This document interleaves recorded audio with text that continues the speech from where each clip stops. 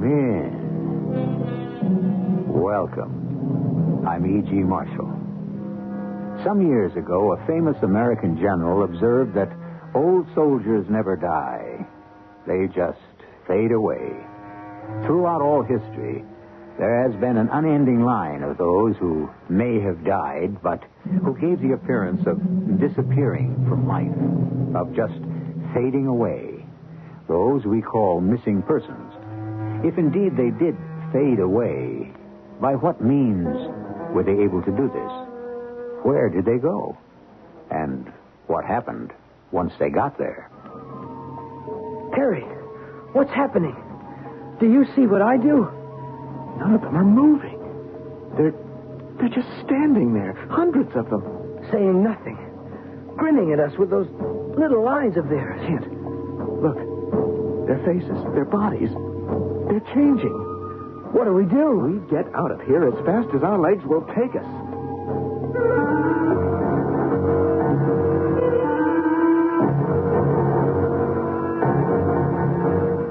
Our mystery drama, Land of the Living Dead, was written especially for the Mystery Theater by Arnold Moss and stars Don Scardino and Russell Horton. It is sponsored in part by Buick Motor Division and True Value Hardware Stores. I'll be back shortly with Act One.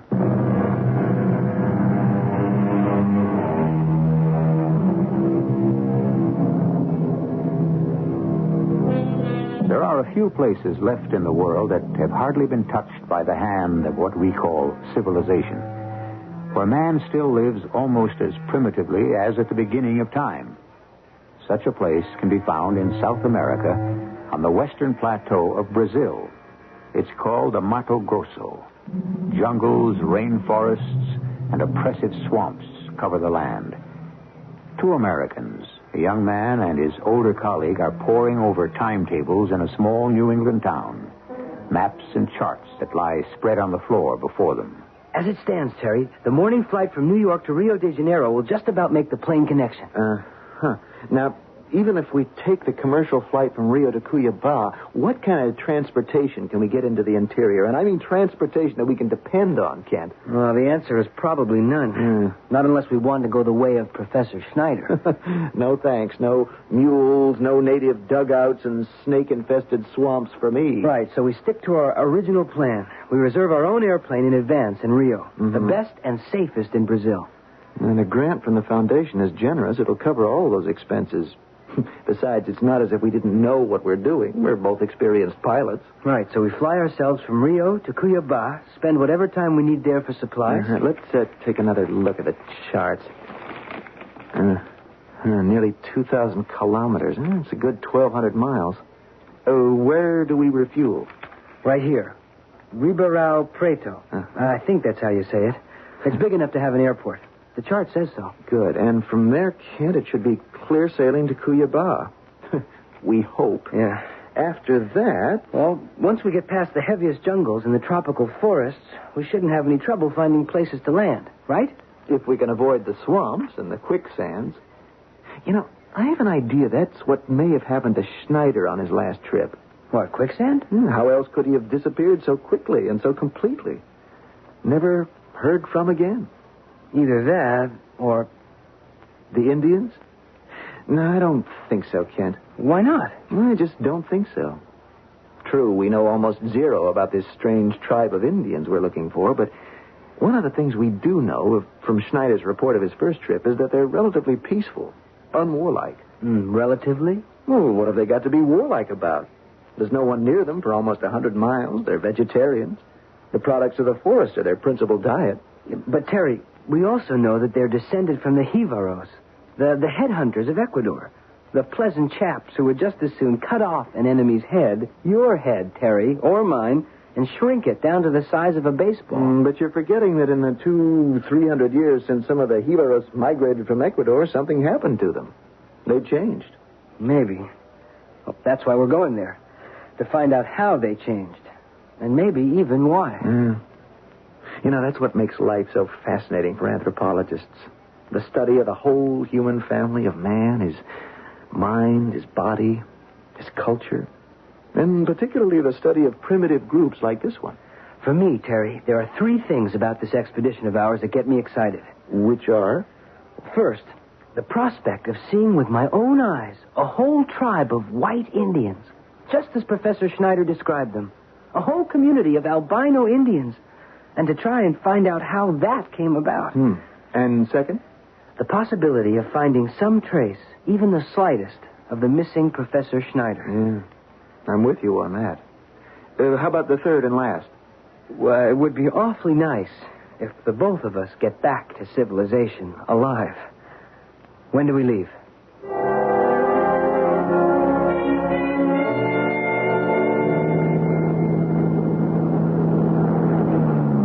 Here we are, Terry. Welcome to beautiful downtown Cuyaba. Will you take a look at that sign over the control tower? International Airport of Cuyaba. Are they kidding? They probably have a plane that flies over into Bolivia or even Paraguay. Every second Thursday. Only if there's a full moon. Oh, who's the little fellow out there waving at us? Welcoming committee, no doubt. Probably His Honor, the mayor. No less. Let's find out. Senores, welcome to Cuyaba, the flower of all Brazil. Didn't I tell you? I present myself, senores. I am João Cavallo Figueiredo, the third assistant to the mayor of our so beautiful city. Third assistant. I guess we don't rate very high, do we? Well, thank you, senor. We certainly appreciate your meeting us. Oh, don't mention it. They have sent to us a radio message from Rio that we were to expect you.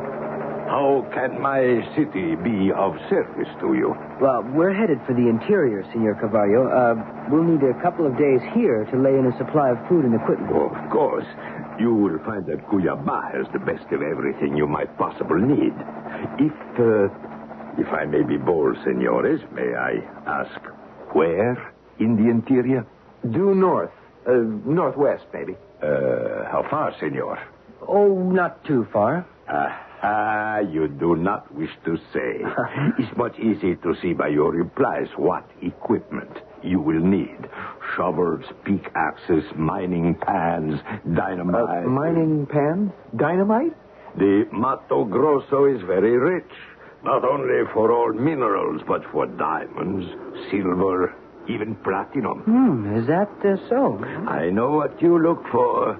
And I will help. That's very kind of yours, Senor Cavallo, but... One small word of caution. It's most unlikely you will come upon them, but if you do everything possible to avoid them.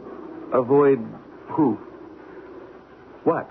A certain rare tribe of Indians. They live in the rainforests, stark naked, like prehistoric creatures. They have in them some strange kind of powerful magic that is able to make a person see most unusual, sometimes most horrible things. And the persons believe that what they are seeing is in truth real. Well, what do they do to work this thing? No one has ever found out. Is a magic that floats in the air wherever these Indians are. Well, we'll certainly do our best to avoid them, senor. For your own good. But how will we know them if we do come upon them? Well, these are white Indians. Everyone in the tribe, we are told, is an albino. White skin, pink eyes. I must wish that you will never meet them. That's very kind of you, senor. Don't mention it. Your airplane, of course, is in most safe hands, so if you will be so good to follow me, I will drive you to the hotel. In the morning, we start the purchases of supplies for your expedition to this land of most astonishing riches.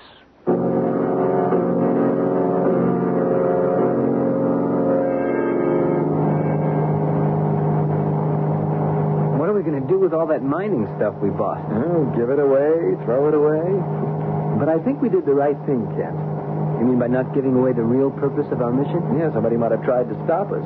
And probably would have for our own good. Then where would we be? Is anything wrong, Kent? I'm not sure. I don't like the sound of that engine. Neither do I. Look at your navigation charts, Terry. Just about where are we? Well, there isn't very much on the charts to go by. Well, It can't be much further. Well, at this point, with that engine doing tricks, it might be just as well. What's wrong? What on earth is that? I don't know. We're falling, Terry. Much too fast. I'm doing my best to get her up.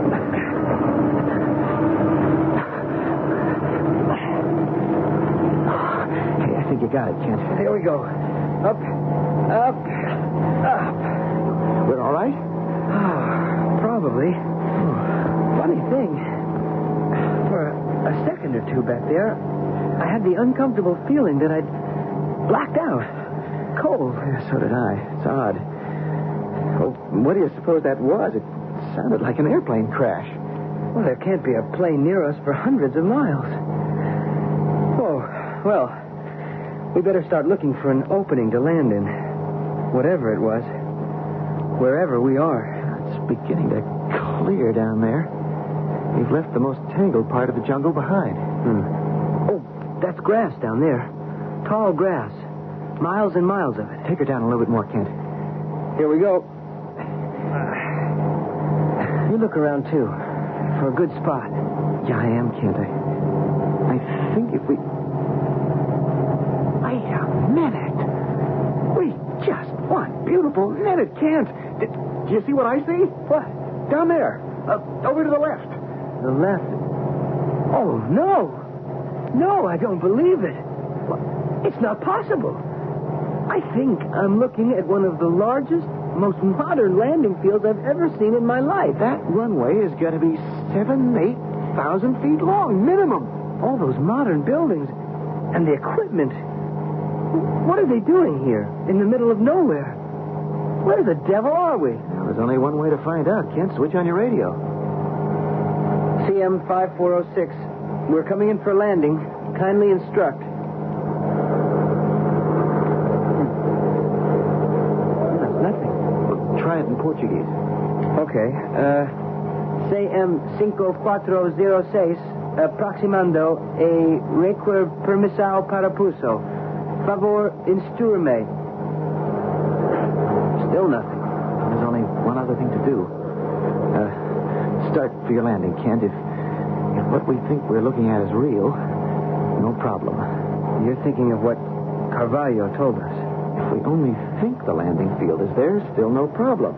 The landing will be a bit bumpy, and like Professor Schneider, will be known as those two brilliant, those two inspiring, those two missing American anthropologists.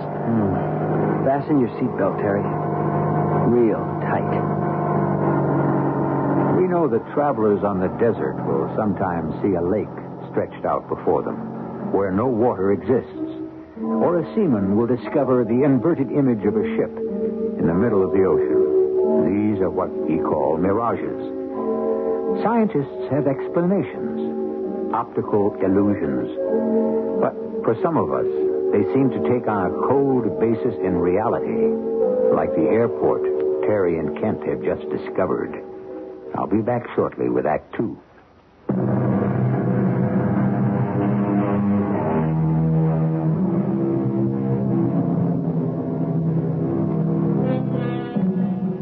Two American scientists are searching for an isolated tribe of South American Indians, said to possess a unique power of creating a frightening atmosphere of magic and enchantment. In their small plane, flying over a virtually unexplored area of the Brazilian jungle, Kent and Terry suddenly find themselves headed toward a completely modern airport. They prepare for landing. Be sure your seatbelt is fastened tight, Terry.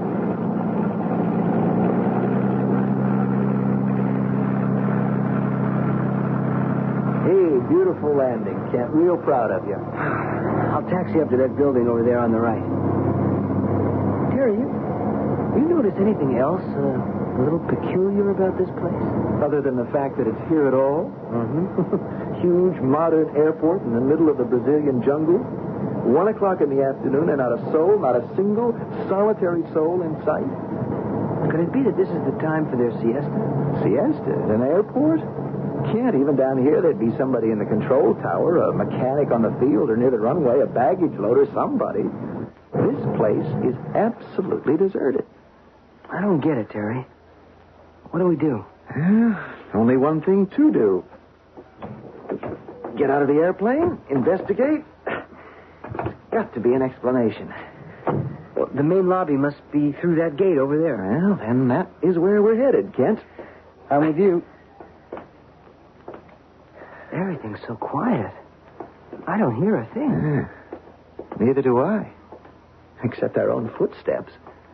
A big airport like this, you'd expect to hear something. An occasional airplane, or in the jungle, certainly the cries of a tropical bird. Monkeys.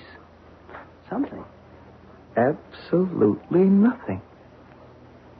There's not a sound. It's as if we were... Go ahead, Ken. Say it. Never mind. Through here to the lobby. Will you take a look at this? It makes every other airport in the world look sick. The ceiling must be 10 stories high. 1, 2, 3 restaurants. A fancy bar? Oh, and that must be the main gate for arriving passengers. Where? There. Don't you see? Oh. It's marked arrivals in over a dozen languages. Chegada, arrivés, ankunft, llegada. Kent, what's the word for departures in any language? I see what you mean. There is no departure gate. It's quite a place. There's just about everything here that you could possibly ask for, except people. No one. Absolutely no one. Hey, here's something interesting. A kind of picture gallery. Yeah. Hundreds and hundreds of blown-up photographs, all neatly framed, covering the whole wall from ceiling to floor. Just heads. Who do you suppose they are? No idea. Oh, wait a minute. Here's a familiar face. Oh, I know him. That's an actor, a famous British actor, matinee idol. I see him every once in a while in an old movie on The Late Show. Yeah, he played Romeo in the first film they ever shot of Romeo and Juliet. Right. Disappeared over the Atlantic at the beginning of World War II. You're too young to recognize this man. What, the old fellow? Yeah, a very well-known judge in New York City. Supreme Court, I think. Got mixed up in some kind of scandal. Disappeared overnight. Complete mystery. Oh, now there's a familiar personality. I heard about her at flying school. Isn't that the great lady aviator? Yeah, the one who was flying solo over the Pacific just before World War II. And who just seemed to vanish into the drink, plane and all? Never heard from again? That's the one. I am beginning to get a very strange message, Kent. Yeah, so am I. Look up there. All those pictures of people who must have lived years and years ago. In clothes of other times, other places. Every race on Earth. All those people. They all have one thing in common. All of them are people who disappeared off the face of the Earth. Mysteriously, without any credible explanation.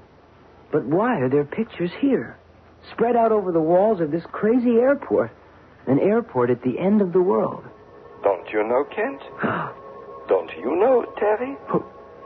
Who's that? Whose voice is that? Oh, come now. An old friend of both of you. Where are you? I don't see anyone. No, of course not. Not yet. I know that voice. I should hope so. It's Schneider. Professor Schneider. How could that be? Hans Schneider at your service, gentlemen. We hear you, but where are you? Oh, we talk about that later. What are you doing here? Better to ask what we are all doing here. Meanwhile, if you will please both to follow me this way. Just follow the sound of my voice. Where are you taking us? Oh, trust me, please. Forgive me. I'm always still so absent-minded. I'm supposed to give you a message. Message? From Lilith. Who? Lilith. I am supposed to say, welcome to you both. We are delighted to have you with us. Us? Who is us? Just follow my voice. You shall soon see.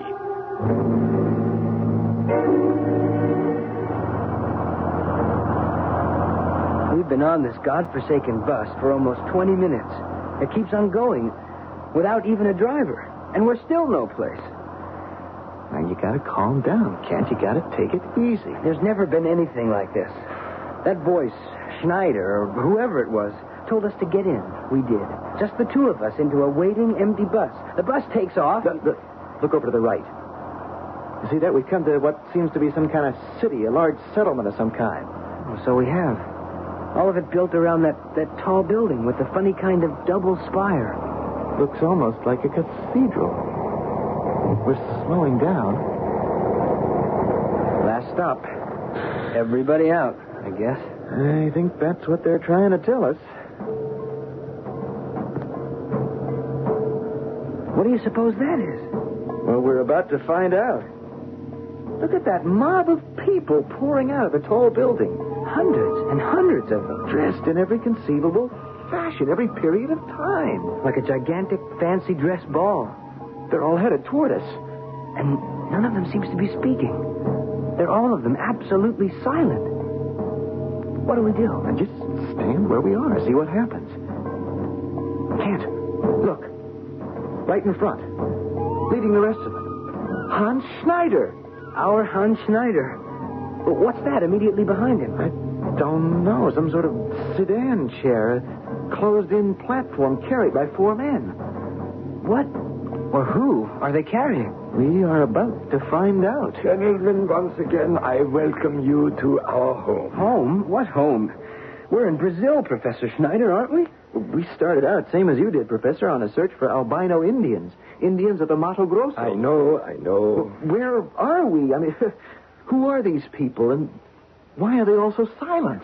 Oh, you Americans always so impatient. Oh, we thought you were dead. Well, obviously, as you can see, I am not. And these people who say nothing. Well, here is one who speaks. She wishes to speak to you. They've raised the curtains on the sedan chair. Can you see who's sitting in it? Looks like an old man. A very old man. I think it's a very old lady. Oh, you're right, Terry.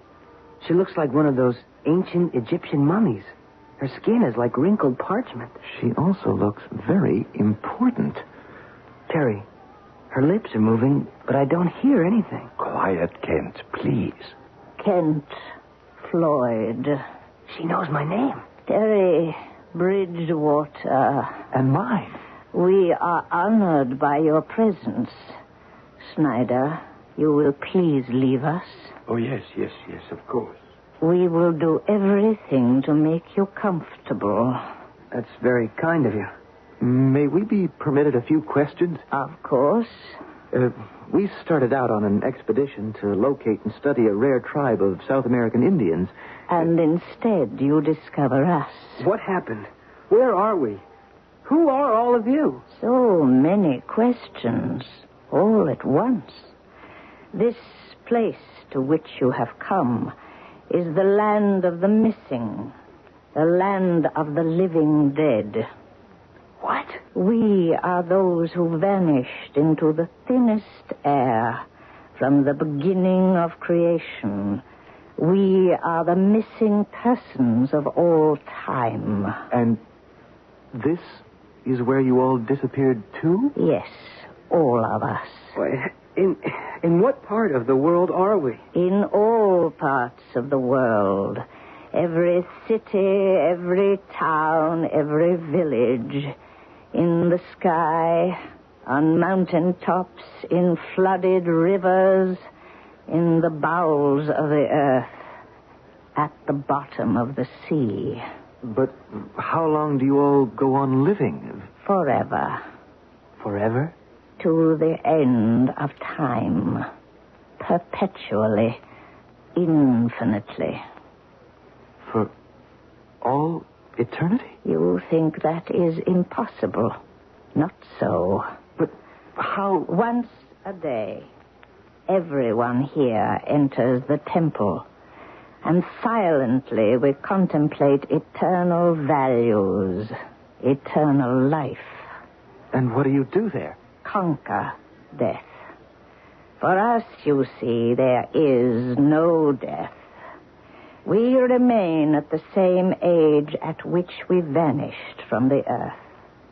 Except for me, since I was the first. The first? I am Lilith. I was the first wife of Adam before there ever was an Eve. When Adam created Eve, there was no place for me. And so I somehow disappeared in a cloud of mystery. I see. Lilith, may I ask what the meaning is of that curious ornament you wear about your neck? This rough little figure of gold? Yes, it looks like a small figure 8, about half an inch long, lying on its side. It's very beautiful. Everyone here seems to have one. That is our mark, our symbol of eternity, of infinity, of the endlessness of time. Gentlemen, I have grown tired. If you will excuse me, I must rest now. Terry, we've got to get out of this place, but fast. We've got to find our way back to our airplane. How do we do that? I'm not sure, but we've got to try. I couldn't agree with you more. We've wandered into some kind of madhouse. I can't explain what's happening. Missing persons, people who have become immortal. Professor Schneider? Schneider is dead. He's got to be. Slowly, Kent. We've got to find our way out of here before we both become as crazy as they are. Oh, I am with you. Terry, Kent, you are not thinking of leaving. Professor Schneider... Lilith asked me to give one of these to each of you. The little gold ornament, the horizontal figure 8. Our symbol of infinity, of eternity. Well, that's very kind of Lilith, but no thanks. We wouldn't have any use for them. Oh, but we all wear them. Now that you both have become part of us, so must you. Over 800 years ago, a Persian poet and mathematician, Omar Khayyam, wrote, "There was the door to which I found no key. There was the veil through which I might not see."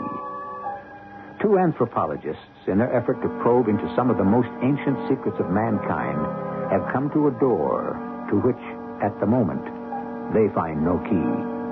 To a drawn curtain beyond which they cannot see. I'll be back shortly with Act 3.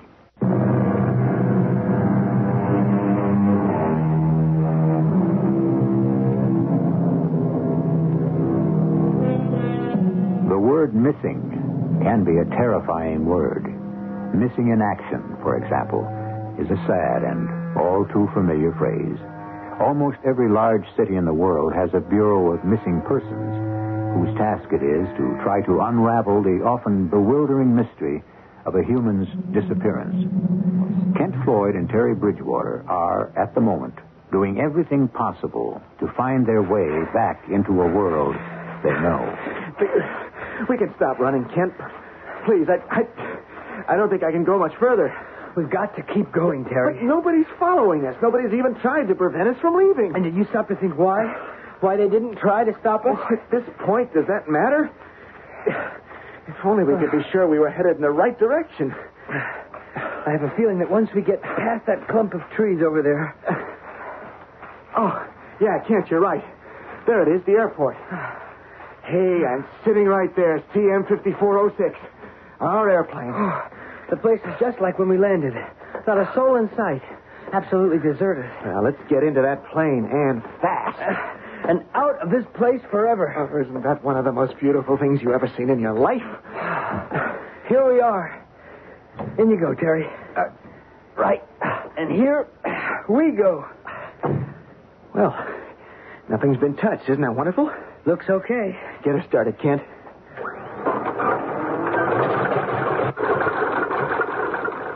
Well, I'll try it again.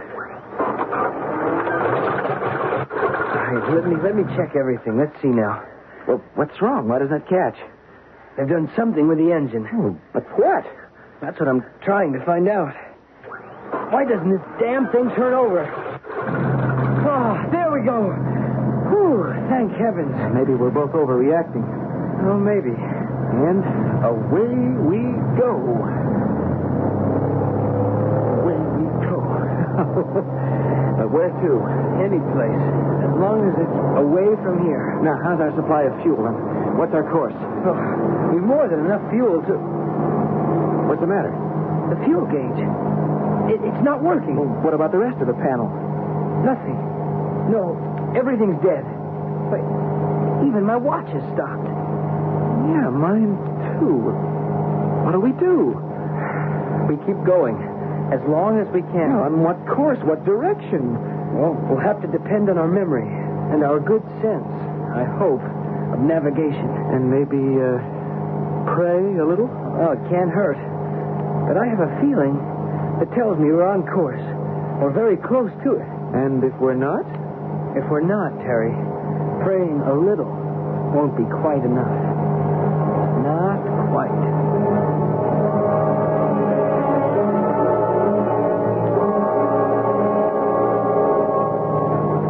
Any sign yet of anything? My guess is we've been flying about an hour. We've got to come to something soon. Brazil's a big country. Isn't that the truth? Terry, have you any explanation? What's been happening to us? No, my friend, it's beyond me. A modern airport in the middle of nothing. A strange city, stranger people, thousands of them. The missing persons of the entire world of all time. Calling themselves immortal. Where we were expecting to find Indians. What I can't understand is what's been happening to us. Our instruments not functioning. Our watches stopped. How? Why? You don't suppose that... Suppose what? Remember what Carvalho told us back in Cuiabá? About the Broncos Indians? You mean about their strange power of enchantment that makes people see things that aren't really there? That's exactly what I mean. Wait, this is the 20th century. The idea of that kind of witchcraft, of voodoo, call it what you like, was exploded years ago. We're educated men, and there just ain't no such thing. Still can't put what Schneider told us out of my mind. When he gave us those little gold figure eights to wear around our necks. Now that you both have become part of us, he said. So? Could it be possible that we what? That we have become a part of them? How could that be? Kent, look, straight ahead, an airport. We're coming to an airport. It looks familiar. Are the instruments working? Not yet. That could be Ribeirão Preto, or whatever it was called, where we refueled on our way to Cuiabá. You're right. Oh, Kent, I don't know how you did it. You're some kind of genius. Whoa, get ready for landing. Oh, the way. Wait just a minute. What is it? That's not Ribeirão Preto down there. Look again. No. Oh, no! How on earth did we ever get here? We've been flying in a circle. We're back where we started from. That's their airport. Turn back, Kent. Turn the plane around. Don't trouble to try. Professor Schneider. Of course. He's right. I can't turn it around. Gentlemen, where have you been? We all missed you. Again, only your voice. Just your voice. We can't see you. Does it matter? What do you want of us? I want nothing. But she would like to have a word with you. Both of you. She? Lilith, our Lilith. Prepare to land. Lilith is not the kind of person you make wait.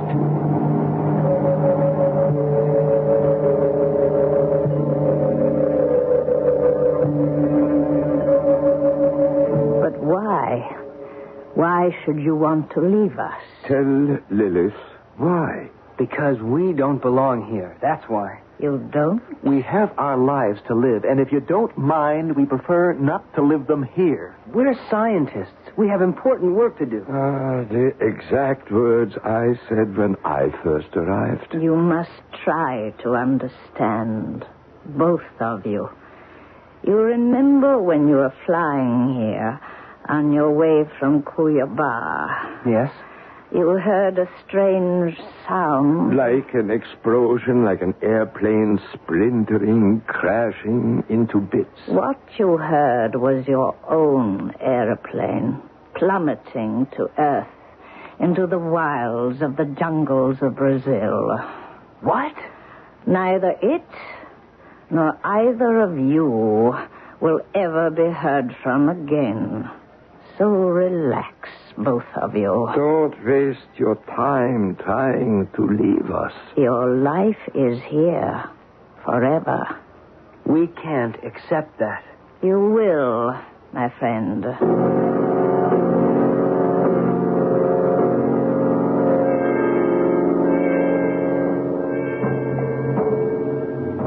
Gentlemen, the time has come. Time for what? For your first experience in contemplation. Contemplation of eternal values, of eternal life. Now, if you will both breathe deeply, deeply, and try to believe. Terry, what's happening? Look at those mobs of people coming out of the temple. Hundreds of them. And once they come out and take their places, none of them moves. They just stand there like so many stone statues. Grinning at us with faces that look like masks. And look, Terry, their clothes. Their clothes are starting to disappear. They're almost all of them naked. And their bodies, they're changing too. They're becoming Indians. Albino Indians. The Broncos we started out to find. And Schneider. Look at Schneider. He's trying to get our attention. He's holding something in either hand. They look like... No. What are they? They're dead human heads, Terry. Shrunk down to the size of an apple. He's holding them by the hair. How horrible. What their ancestors, the Jivaros, did to unfriendly neighbors. Look at those two faces, Terry. One of those heads is mine. And the other is mine. We've got to get out of here. Schneider, get us out of here. Get us out!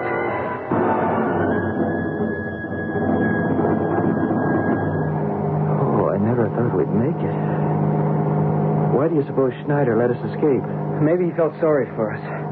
Maybe he knew that our lives and our sanity depended on it. Who knows?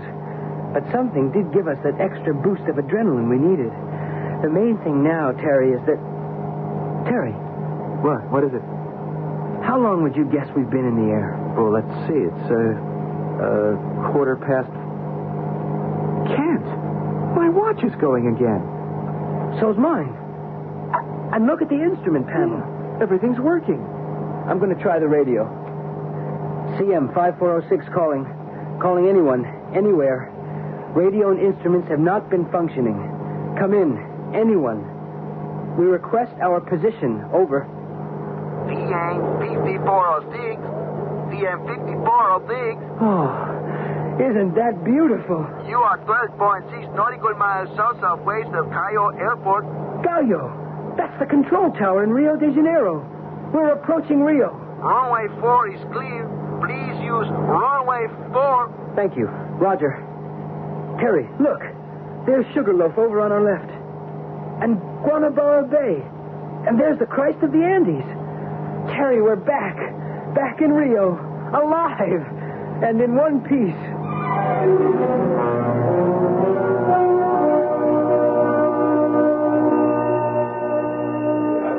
Terry, that tall, rangy-looking gal, the one with the close-cropped sandy hair, she's coming toward us. The one with the slacks and a white open-neck shirt? She looks familiar. What is she one of us? Well, I guess we're about to find out. Terry Bridgewater? Yes. Kent Floyd? That's me. I was sent here to the airport to meet you. How do you do? Hello? May we know who sent you? We were beginning to worry about you. You were? Why is that? Who are we? Yeah, who are you, miss? And how do you know us? Why should you need our airplane? Oh, so many questions all at once. I'm glad to see you're both wearing that little gold figure 8. How do you know about that? I've been wearing mine for a long time. See? I know your face. Just who are you? Haven't I seen your picture someplace before? That's quite possible. Who are you? My name is Amelia. Amelia? Not the one who disappeared over the South Pacific in her own plane? In 1937. Great mystery. No one's ever explained it.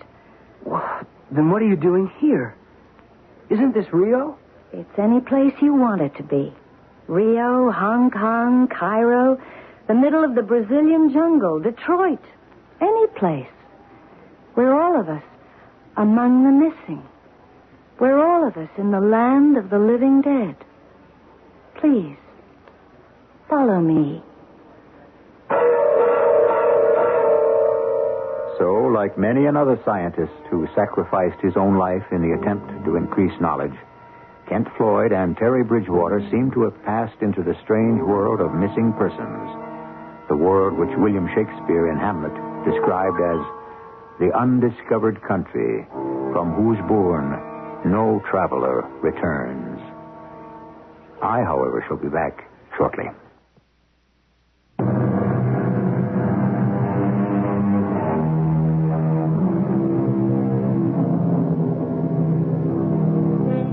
When someone mysteriously disappears from the earth with no explanation, where have they disappeared to? One thing we can be sure of. At least two people, Terry and Kent, know without question what happened to Amelia when her plane vanished over the South Pacific back in 1937. And, of course, Amelia knows what really happened to Terry and Kent as they disappeared over the jungles of Brazil. Our cast included Don Scardino, Russell Horton, Arnold Moss, and Carol Teitel. The entire production was under the direction of Hyman Brown. And now, a preview of our next tale. I don't understand, Mother. Do it the way these things are done ordinarily, everywhere. The expected way. The usual way. Are you saying I should subject these men to torture? I'm saying you have to find the thief. That is not the kind of justice my people have come to expect from me. Who's to know how it was done? Let me suggest a way. Let us conveniently discover a sack. It will contain Joseph's 100 gold pieces, Abiel's 200 silver coins, and Benjamin's 10 diamonds. Mother. Choose the one who pleases you least. He will be the thief. Punish him as you see fit. The other two will be satisfied. The mob will have its judgment. The throne will be safe again. Radio Mystery Theater was sponsored in part by True Value Hardware Stores and Buick Motor Division. This is E.G. Marshall inviting you to return to our Mystery Theater for another adventure in the macabre. Until next time, pleasant dreams.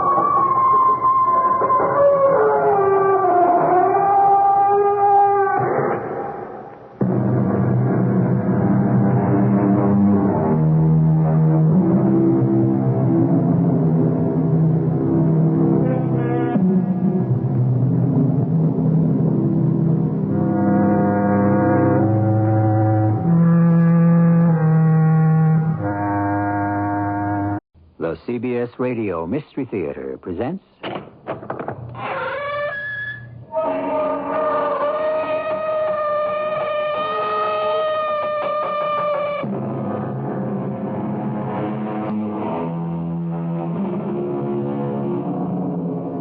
Come in. Welcome. I'm E.G. Marshall. It has been said by more people than I that the virtuous can walk the straight and narrow path single file, but one can never sin alone. The evildoer is pursued to the ends of the earth by one voice, his conscience. This tale, adapted from the pen of Edith Wharton, reminds us with what hypnotic tongue the voice of conscience can speak. Are you saying that for the past 200 years, the same ghost has been living in this house? Oh, no, Mrs. Morgan. The house has changed hands many times. Many people have lived here. The ghost is always a different ghost. Well, that's a new twist. And the way I figured, Mr. Morgan, it's the people who bring a ghost with them. There's something about this house that always makes a ghost feel welcome.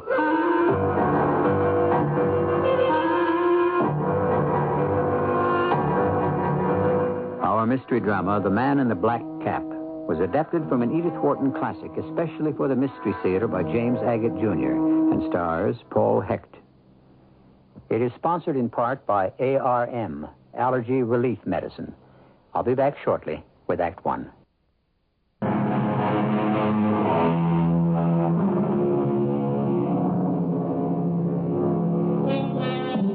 Richard III, a king and a murderer, as Shakespeare has drawn him, wrestles one night with his guilt.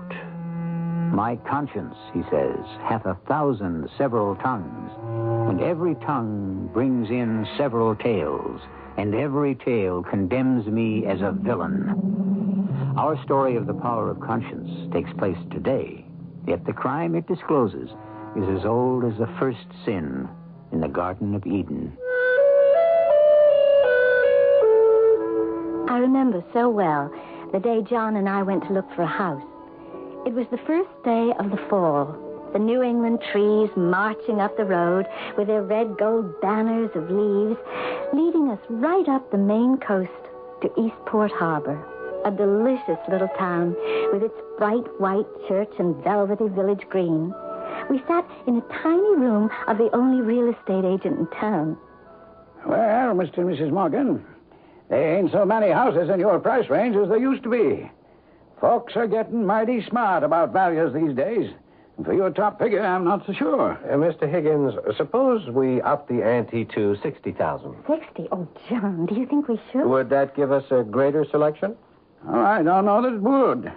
You see, folks around here, they ain't so much wanting to sell. Oh, but, Mr. Higgins, doesn't anyone die in this town?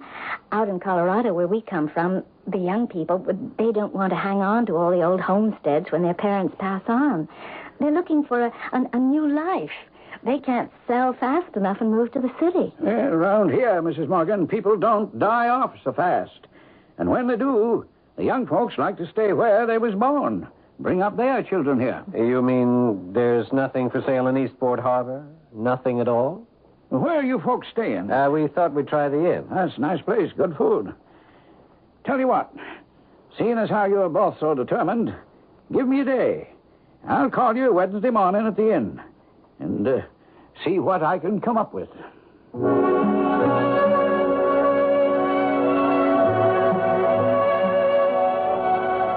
Well, what's the verdict? How do you like the house? Well, I don't know, really. I have to think it over. Now, I don't want to pressure you, but I got some folks coming up from Augusta tomorrow morning, and they're particularly interested in an honest-to-goodness Victorian house. But you don't want to pressure us. In my line of business, Mr. Higgins, we wouldn't exactly call that a soft sell. And what would your line be, Mr. Morgan? I'm in the mining business, but I'm retired now. A young fellow like you, retired already? John sold his mine. It was his idea to come east to live. Oh, John, it's a darling house. It's the kind I've always wanted. I think we've been through every room. Oh, and that fantastic little square deck on the roof. You can see for miles around. Whoever thought to put it up there? Well, most of these old houses by the ocean have them. They're called a captain's walk, ma'am. 100 years ago, captain's wife could go up there to watch for her husband's ship to come in. Oh, do you hear that, John? It's just the place to write. Oh, I don't know. The kitchen needs a lot of work. That old icebox and the old coal stove. That's going to be my department.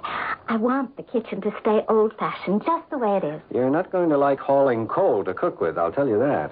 It takes a little getting used to. Now, how far does the property extend? You said 25 acres? Well, come here to the front door. I'll show you. Now, I'd say just about as far as the eye can see in all directions. To your right, to your left, straight ahead up the hill. And in back of the house, clear down to the ocean. Oh, I love this garden. And the rambling roses on each side of the gate. I can't wait till spring. Well, it's a nice location, I'll say that. I'm going to put a lot of time into this garden, John, while you're writing your book. Oh, and that clock striking the hour. It's been doing that for over 200 years, Mrs. Morgan. 12 o'clock. Oh, so many pretty sounds. I think I know everything I have to know about this place, and it all makes me absolutely positive I want to live here. Now, there's only one thing about the house I haven't told you folks. Mm-hmm. But seeing as how you're a modern kind of couple, I didn't think it very important. Do you mean the fact that every room needs painting? The ghost. Ah, there's a ghost that lives here? You were right, Mr. Higgins, not to bother us with fairy tales. It's high time people discarded such superstitions. Oh, superstitious I'm not. I'm not the only real estate agent in Eastport Harbor. I'm also the only sheriff. I didn't know that. You're the sheriff, too? Well, meaning I look at happenings realistically, believe me. At one time, I'd have said the same as you about superstitions. But the ghost who comes around here is different. Oh, how so? I've seen it myself. Are you a drinking man, Mr. Higgins? No more than I can handle. Why? Well, I thought perhaps you tied one on the night you saw this ghost. Twasn't night. I've seen it by day. And have there always been ghosts here? For 200 years, ma'am. Always the same? Oh, no. Always a different ghost. Oh, well, that's a new twist. The way I figure it, it's the people who live here who bring the ghosts with them. Something about this makes ghosts feel welcome. Well, that's the only explanation I can give. John, this is the house I want to live in. Put down my roots. And Eastport Harbor is the town I want to live in. Now, you arrange everything with Mr. Higgins.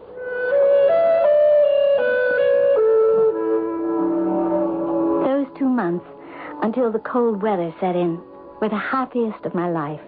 I didn't miss Colorado one bit. I felt as though I belonged on this coast of Maine. John started his book on mining, but I knew he wasn't as much at home here as I was. He was restless. Sometimes he'd go a whole day without saying a word, or he'd take long walks all by himself. On the whole, everything was peaceful enough, though, until that telephone call. Hello? Hello? Mrs. Morgan, Hester? Who is this? This is Hugh Bryant. Mr. Bryant. Are you calling all the way from Colorado City? Yes, I am. Is John there? Hello? Why, John, is that you? This is Hugh Bryant. I better hang up in the hall extension, Mr. Bryant. I guess you and John want to talk. Bye. Bye, Hester. Nice to talk to you. John, you still on the phone? Yes, I am, Hugh. Hester, go on. You can hang up now. Why did John cut me off like that? I stood by the telephone for a few minutes. Then, suddenly, this awful feeling came over me. The sulphurous smell of danger. I turned around quickly, and there was a shadow of a man on the frosted glass frame around the front door. Then he was gone. And then something compelled me to pick up the hall extension again and listen. When did all this happen, Hugh? Early this morning. And where does that leave the lawsuit? Well, it still stands, I guess, unless he dies of the gunshot wound. Well, he's in a coma now. The nasty part is I thought I'd hushed up the whole lawsuit. But now it's going to be in all the papers. I've had 3 reporters here already with a lot of insinuating questions. Oh, what do they say? Nothing very complimentary about you, John. Yes. Well, keep me posted, will you, Hugh? I'll send along a clipping or so. And if anything develops on the lawsuit, I'll let you know. Okay. Thanks for calling, Hugh.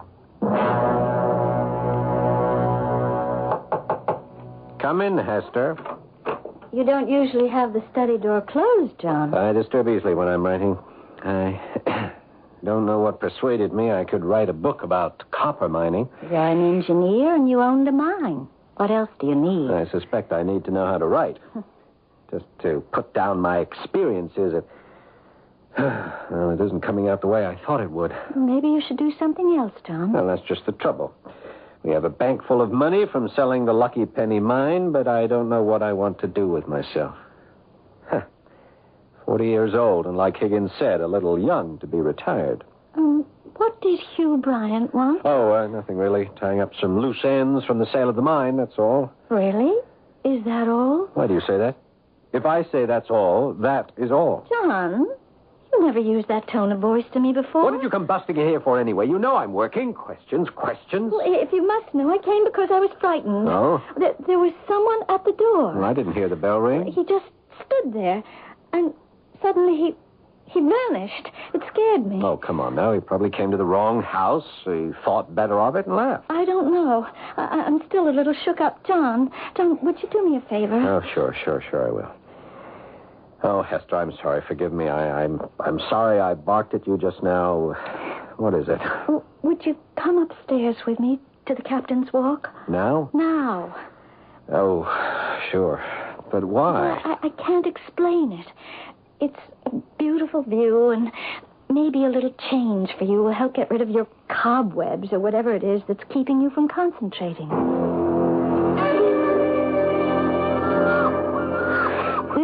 It's a little nippy up here. You really can see for miles, huh?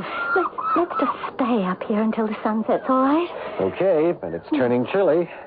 John, do you know what day it is? Today. It's November the 1st, isn't it? Is it anything else? Saturday. But it is Saturday, isn't it? John, are you really happy in this house? Oh, you're really full of questions today, aren't you? Hey, look down there. You see that big boat cutting across the channel? Mm-hmm. That's an old four-master. Must be a chartered schooner. Look, you can change the subject all you want, John, but I'm going to tell you what I'm thinking. It's this house, John. You're not the same John Morgan I married 10 years ago. Today. Oh, so that's it. Ha-ha, I've forgotten our anniversary. Oh, Hester, I am sorry. We're not as close as we were, John. I know it, and you know it. John, it's not something to push under a rug. What is it that's troubling you? Must be because I'm at a crossroads in my life or something. I'm not sure what I want to do. When I bought the Lucky Penny and ran it, I was sure that would be my life. Then when I sold it, I thought, well, I'll come east and get away from the mining business. John, look down there. That man opening our gate and walking up the path. Do you see him? Yes, I see him. John, that's the man who came to the front door. He's got the same kind of peaked cap on. Yeah, I'll be right back. John, where are you going? John, come back. Who is this stranger who has turned up twice at the door? Is he real? An apparition? Surely not the ghost Mr. Higgins warned him about. Let's stop guessing, shall we? I suspect we'll know more when I return shortly with Act 2.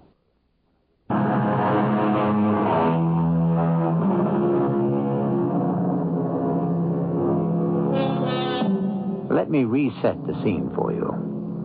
It is November.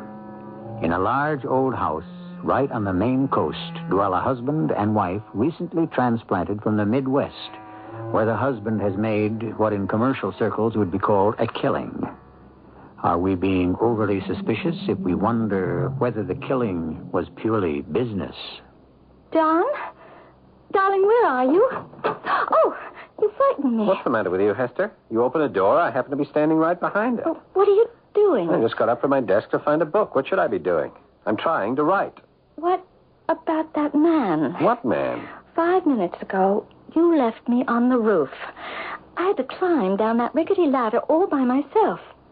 Now, what about the man we saw coming in the gate? The man I'd seen before when you were on the phone. Oh, yeah.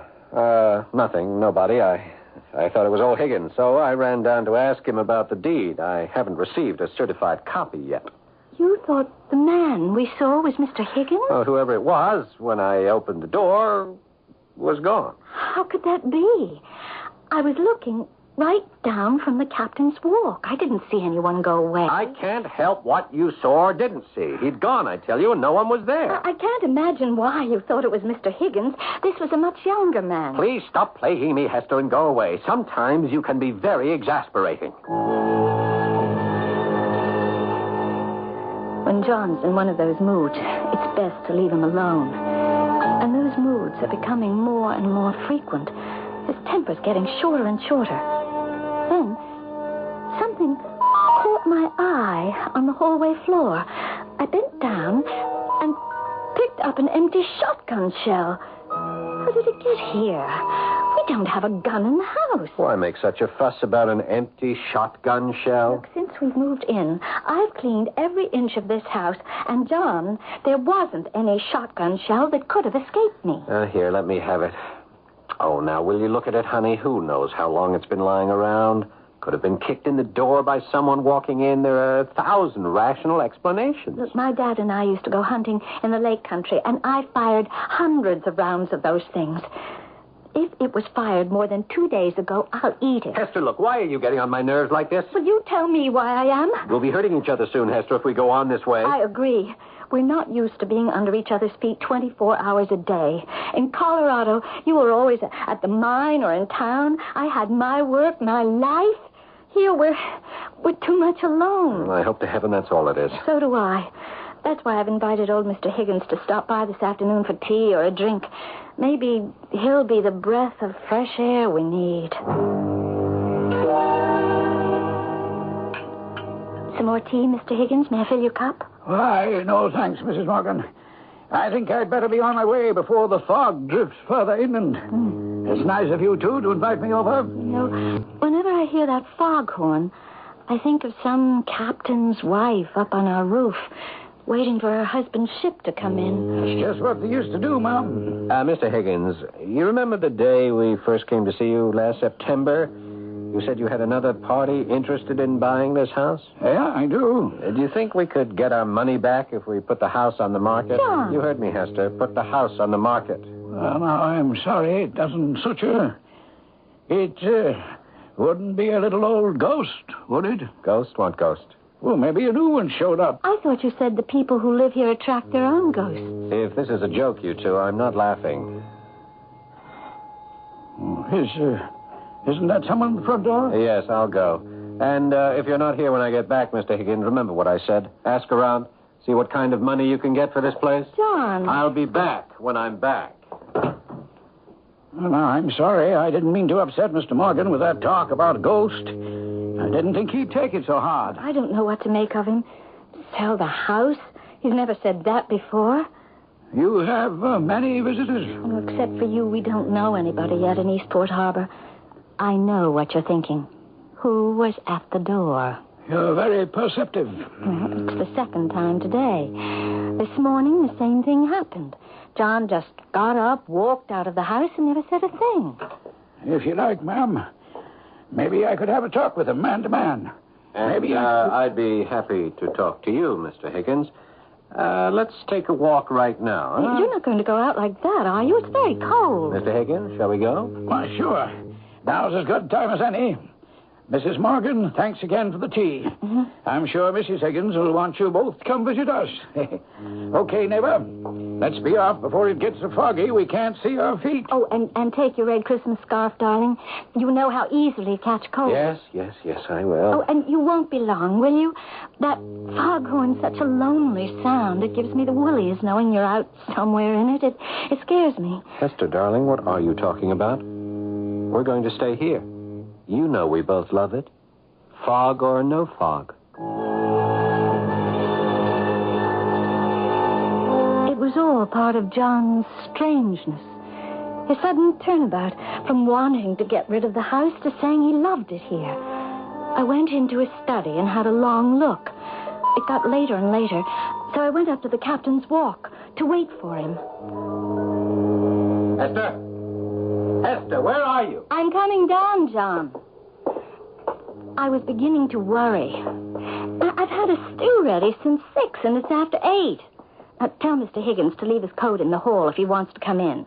I'll set another place. Mr. Higgins isn't here. Well, didn't he come up the road with you? If you don't mind, Hester, I'll skip dinner. I'm not very hungry. Not hungry after a 4-hour walk? What is it? It's nothing. I'm going to my study to work. John, what's the trouble? I've got to know. Would you mind, Hester, very much closing the door to my study on the outside? I have lots to do. Like writing Elliot Harmon's name practically over every page? What were you doing in here? Did something go wrong with the lucky penny we sold Elliot? I want to know. No, nothing. I want to know, too, why you didn't bring Mr. Higgins back with you for dinner, since you and he were out together that long. Higgins left me hours ago. I walked up the hill, and he took the right fork back to town. But I saw you. I was on the captain's walk waiting. A half an hour ago, you were walking this way with him. You're mad. That wasn't me you saw. Probably 2 other people.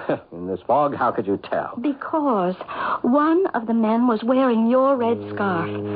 It was you, John. I know it. You were talking to someone. Now, don't say anything, please. If you're hiding things from me, you probably have a good reason. The battle lines had been drawn. We were no longer 2 people joined by one marriage. He locked himself into a study, and for the next few hours, I was engulfed by a sense of dread. Finally, I went to bed and tried to go to sleep.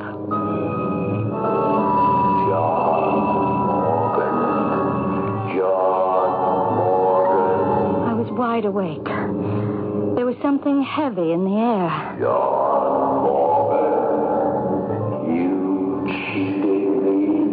What? Who's there? John, what is it? Is it a nightmare?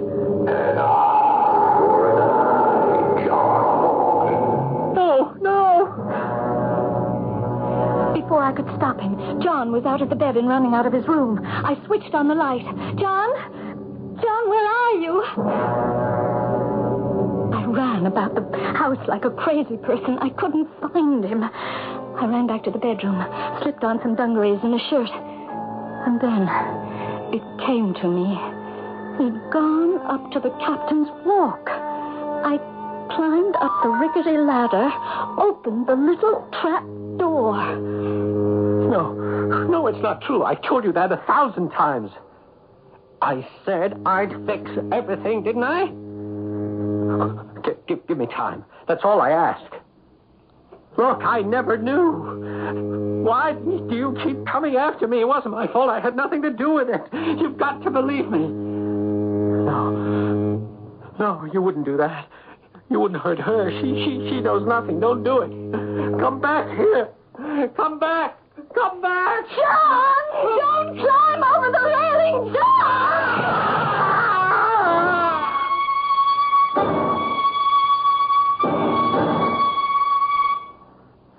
How is your husband this morning? I can't believe it. He leads a charmed life. Nothing broken after he fell off the roof? Well, as I told you on the phone, I ran downstairs. He picked himself up. He didn't say a word. He just went to bed. What was he doing on the roof in the middle of the night anyway? I wish I could tell you, but it's so incredible. Nobody would believe me. No one would ever believe what? Oh, good morning, Higgins. What brings you here? Oh, Miss Morgan, I heard you had a little trouble last night. Fell or slipped or something. You wouldn't like to have someone look at you? I know you mean to be neighborly, Higgins, but you understand I've got to get to my study and work, huh? Bring me some coffee, will you, Hester? I guess I'd better go. Mr. Higgins, if I told you something, could you keep it to yourself? Hester, I said coffee, please. I'll go now, Mrs. Morgan. And if there's some way I can help, please phone me. I don't know if you can. I don't know if anyone can.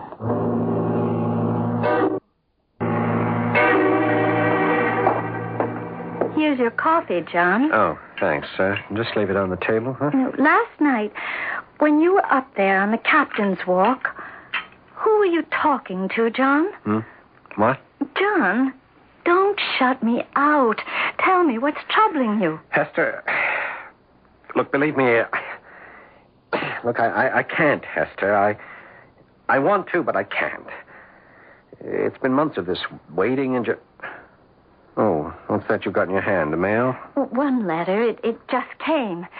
So, you won't tell me. Let me have it, will you? Don't grab it out of my hand. It's addressed to both of us. Thank you for the coffee, Hester. Thank you for the mail. Aren't you going to open it? Later, when I've had my coffee. Oh, it's from Hugh Bryant in Colorado City, and I'd like to know what it says. Now, would you mind? Now, what's that? I'll get to it. Would you give it back? I'm opening this letter right now, and I'm reading it. No, you're not. John, will you get away Will you from come me? here? Oh! I'll hit you much harder the next time you don't do as I say.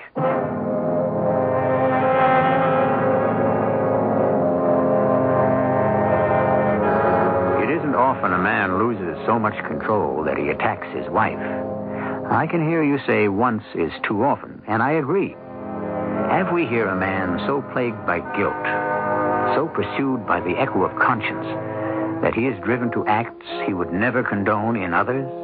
I think we shall discover the answers when I return shortly with Act 3.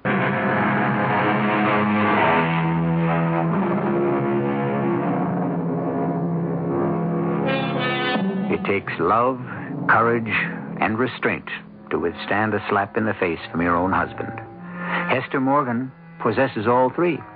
But I think you'll agree that there's more to this than moods and acts bordering on the irrational. Obviously, a good and quiet conscience, a peace above all earthly dignities, as Shakespeare has defined it, is not John Morgan's frame of mind. All right, open the letter. Go on. I will. Oh, but there isn't a letter. Just this. A newspaper clipping. Oh, what is it? Well, how should I know? Read it. Lucky Penny fraud. John, did you know about this? Well, what does it mean? Is it a lawsuit? I don't know. It's nothing. Mr. Bryant sent it to us. Look, it's cut out from the Colorado City Times. Is it true what it says? Elliot Harmon is suing us for defrauding him in the sale of the Lucky Penny. Oh, it doesn't mean a thing. He bought the mine as is. He had tests made. There was no pig in the poke. But why is he suing us then? What for? He is suing the wrong party.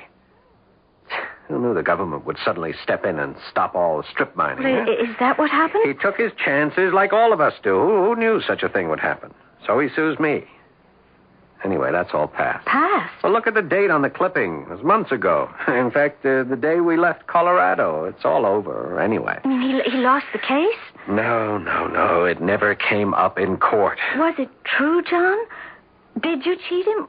Was it a fraud? I've got to know. He withdrew the case, I told you. But I want to know why. He had an accident, that's why. How do you know? Because you phoned me from Colorado and told me. What kind of an accident? He shot himself. Oh, no. His poor wife. I wish I'd known him. Oh, no. Why are you going on like this? It's nothing to do with us. I remember his wife, Sarah. She was such a lovely girl. Well, when did he die? He's not dead. At least not so far as I know. I can't believe anything you say.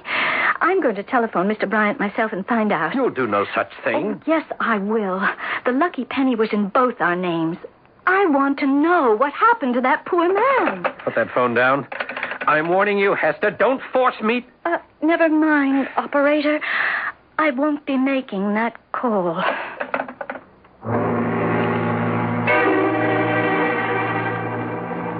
Winter came and went. I wrote some poetry and cried to myself. Spring poked up its crocuses, and the trees their buds. John and I remained apart. I never called Hugh Bryant. What was the point in hammering another nail into the coffin of our marriage? And then, one morning, I was on my knees in the garden, putting in some glads and dahlias. It was noon. I beg your pardon. Oh, I didn't see you coming in the gate. I'd like to see Mr. Morgan. My husband? I suppose so. I haven't had the pleasure. I'm Mrs. Morgan. Look, I'm afraid, if you don't mind, you'll have to come back after 4 o'clock. You see, my husband has a strict schedule. He works every day at his book. He won't see anyone until 4. I think he's expecting me. Oh, that could be. He doesn't always tell me everything. Haven't you been to see him before? I get the feeling somehow that... Oh, pay no attention to me. Sometimes I think I know people from somewhere, and it's just my imagination. So, he's expecting you. I'm sure of it. You've come from pretty far, haven't you? Pretty far? No one wears a cap like that. Oh, forgive me. I didn't mean to be rude. May I see Mr. Morgan? Well, I'm sure he won't mind, even though it's just 12. The front door's open. He's right at the back. The last room's his study. I'd show you the way, but I must get these bulbs in now that the weather's turned. Thank you very much, Mrs. Morgan. Those were the last words I ever heard our visitor say. That strange man wearing a black cap which shaded his eyes so much I never saw them. I went round the back to fetch the last of the gladiola bulbs. It was 1 o'clock when I went into the house. John wasn't there.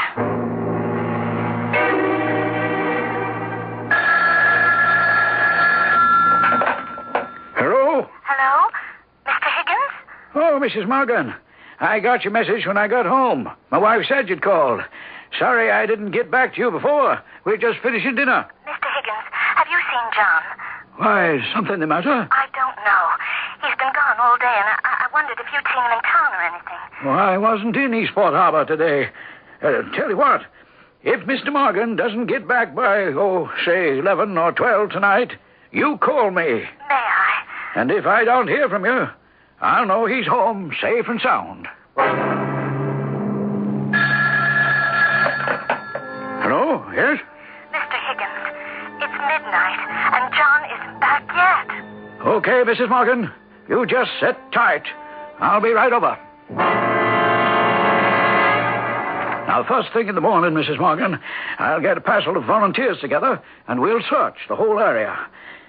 But you're sure, ma'am, he didn't leave some message for you? I looked everywhere. In his study, on his desk. It was just like he got up and walked out the door. And when was the last time you saw him, Mrs. Morgan? Oh, about breakfast time. I brought him some coffee. Not anywhere since going out the door or up the hill? No. The man who came to see him, he must have. Oh?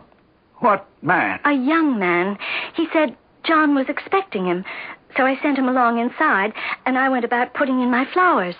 Then, about 1 o'clock, I went in to make lunch, and John was gone.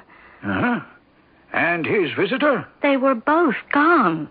Would you remember what he looked like, the young man? Oh, I think so. Wasn't anything funny about him? I mean, he was real flesh and blood, as they say. Well, it never occurred to me that he was a... Oh, that's not possible, is it, Mr. Higgins? Not real? Well, I hope not. I guess not. And then there's this telegram that came for John yesterday from Mr. Bryant, a lawyer in Colorado City. Here, I'll read it to you. Need you personally to sign documents relating to Lucky Penny. Bryant. Lucky Penny? It should be called Unlucky Penny. It's been nothing but bad luck to everyone who's picked it up.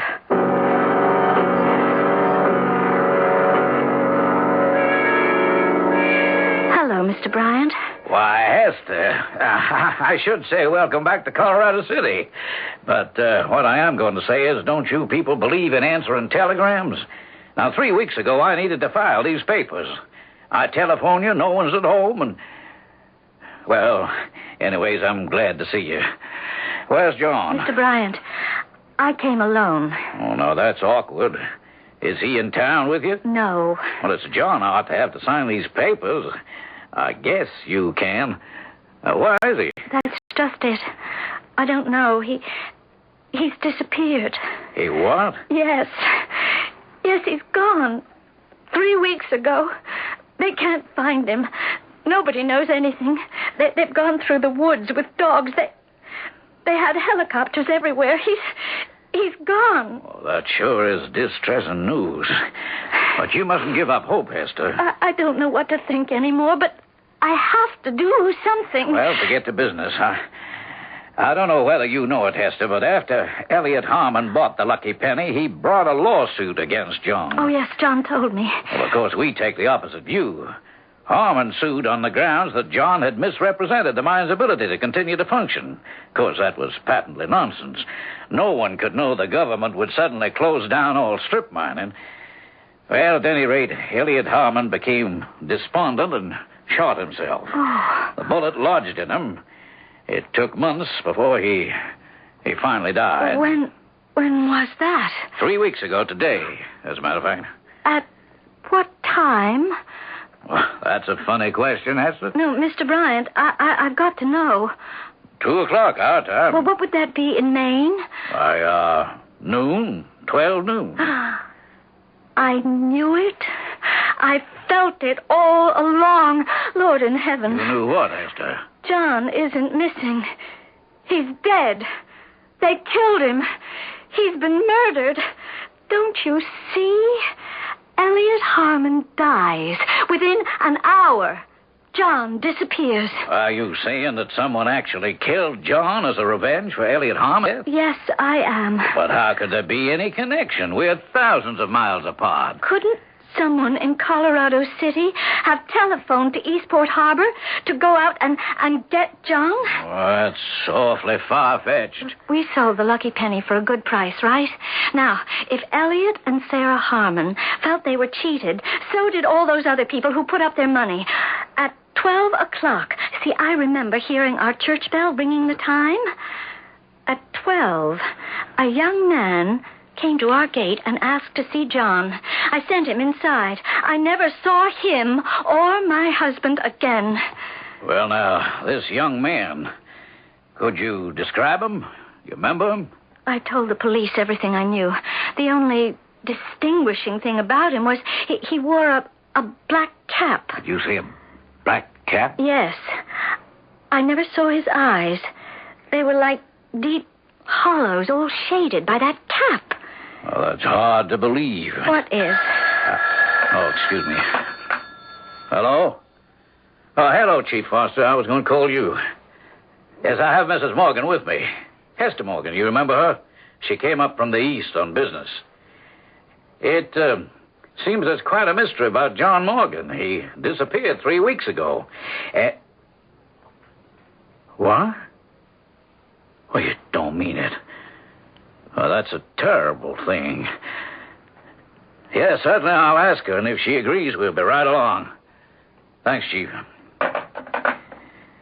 It seems that John isn't the only one who disappeared. Sarah Harmon visited her cemetery yesterday, first time in weeks. Her husband's grave had been dug up. His body is gone. Oh, no. They think they have a clue over at the Lucky Penny, and I told the chief you were here. I have to go, but if you want to, you can come along, Hester. It'll seem strange to go there now, but why not?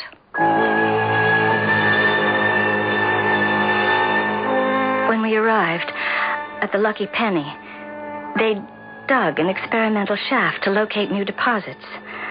A crowd of rescue workers stood around it. They'd found something at the bottom. Finally, they brought up 2 bodies. One was John's. John, my husband. The other, they said, was Elliot Harmon. He had a black cap on his head. I recognized him as the young man who had come to see John 3 weeks ago.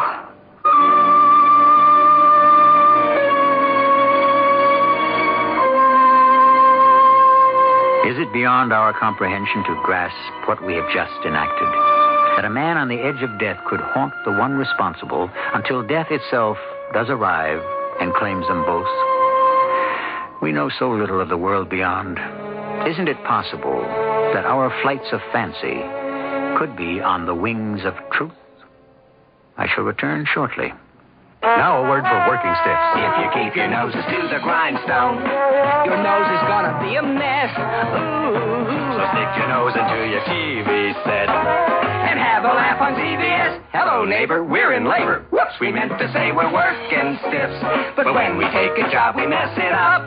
More laughs than you can shake a slapstick at when we CBS it up. Watch Working Stiffs clean up this fall on CBS television. At the store, they told me there's a powerful anti-itch drug I can buy without a doctor's prescription. Now I use Bicozine cream as directed. No more burning, embarrassing itching. No more scratching. Bicozine actually speeds healing. Bicozine cream. What a relief. For constipation, remember X-Lax pills, the overnight wonder. X-Lax pills, the overnight wonder. X-Lax pills, for occasional use only as directed. I'm Susan Anton. It's a good feeling to sleep the night away on a perfect sleeper viper. Pillow Soft is the ultimate in sleep. Unique extra thick cushioning for heavenly comfort on top. Ultra firm support inside. Perfect sleeper Pillow Soft. Firmness that feels good. Be a perfect sleeper. Buy a perfect sleeper. Perfect sleeper. Buy Show 'em your clout. Rip it right out. Show 'em your clout. Show 'em your master charm. I love to shop. I'm a woman. I love to travel. I work. I always need something. A new wardrobe. Leather luggage. A gift for him. A gift for me. What do you do? Show him your clout. Hey, we're in charge with Master Charge. When you carry master charge, you carry clout. Show me clout.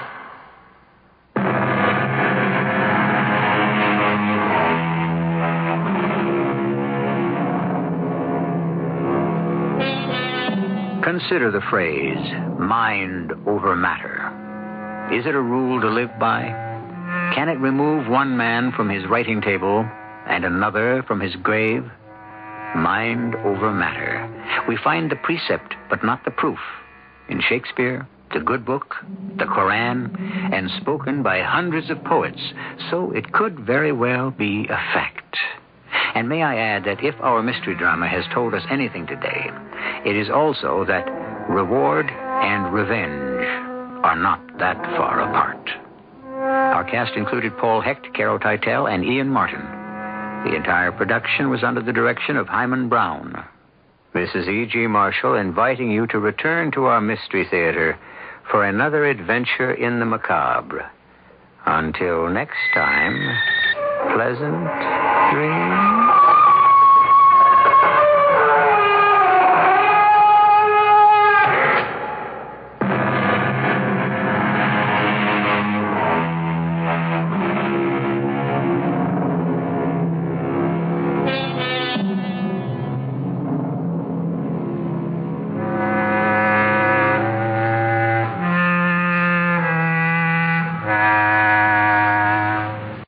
CBS Radio Mystery Theater presents...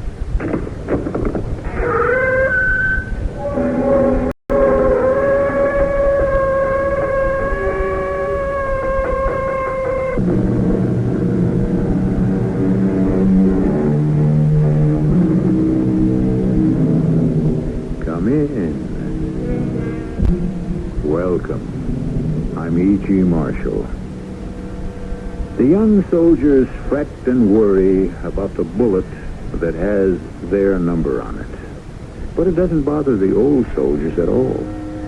They can feel fatalistic about and resigned to the bullet that has their number. The one that really worries them is the bullet that's labeled, "To whom it may concern." Don't come near me. Rebecca, what are you saying? Keep away. But I love you. Leave here. No. But we're going to get married. Go away before I cause something terrible to happen. Oh, darling, how can you cause something terrible? Believe me, it will be horrible. A fire. Rebecca. A flood. What do you say? An earthquake. Listen.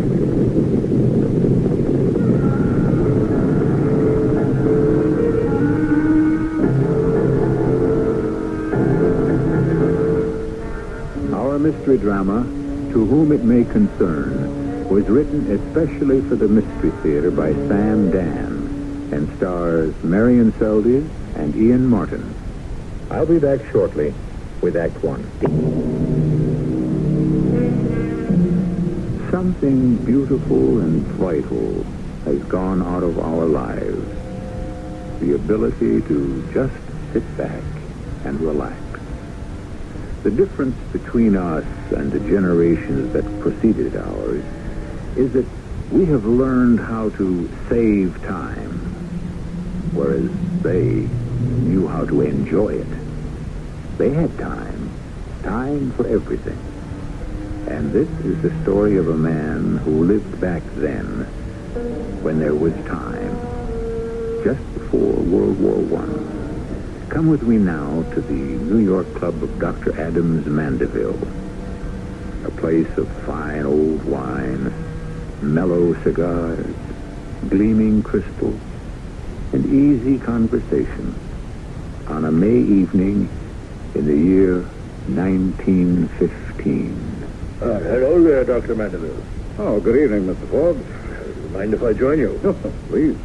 We see so little of you here at the club these days. And I'm afraid you shall see even less. I'm off to London. London? Oh, you can't be serious. There's a war. Well, we're not involved. Not yet. Nor do I think we ever will be. And in any event, I must go to London. May I ask why? Well, we're having the International Conference on Psychiatry. It's delving into the mind. Tricky business, no? Oh, yeah? Does it, can it help your patients? Well, I don't know how much it helps my patients, but I know it's helped me. Help you? How?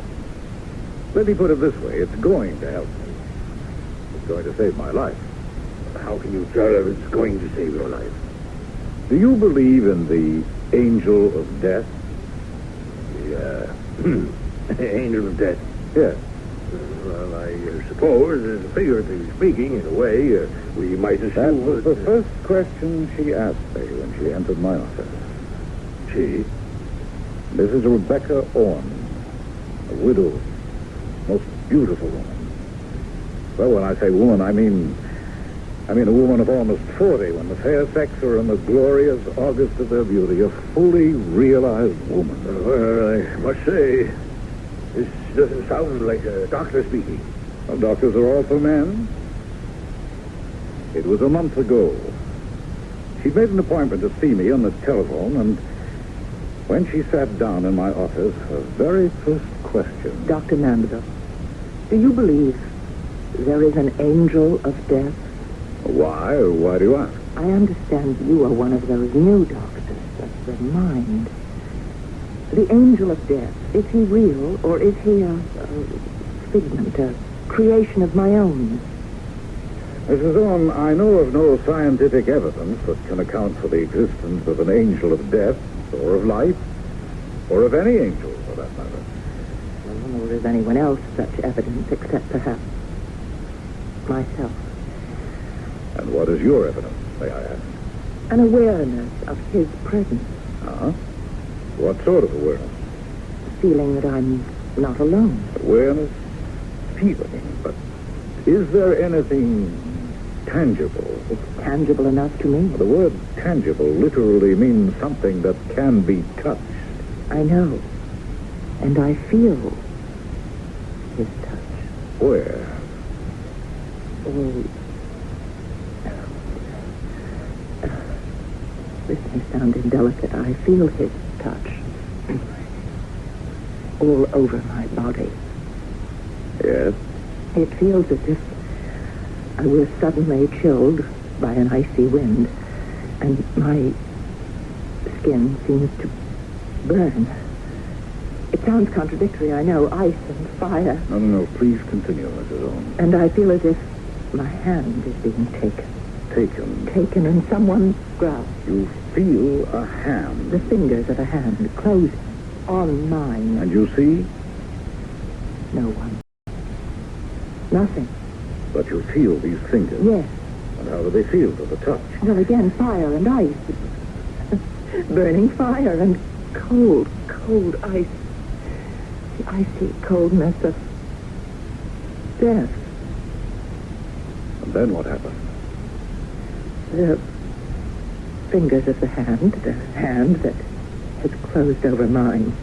It seems to hold me in its firm grasp, and it begins to pull me. I cannot... I have no will to resist. And then? And then the ice becomes warmer, And the fire becomes cooler. And the fingers of the hand that is holding mine seem to slacken their grip and slip away from me. And suddenly, I feel his presence no longer. He's gone. You're quite sure of all this? Oh, yes, it's exactly the same way, each time. Oh, then this has happened several times. Oh, yes. How many? Oh, innumerable. I have a theory. Would you like to hear it? Oh, yes, please. He wants me. Well, you might say if he exists, he wants all of us. When our time comes. But I think my time has already come.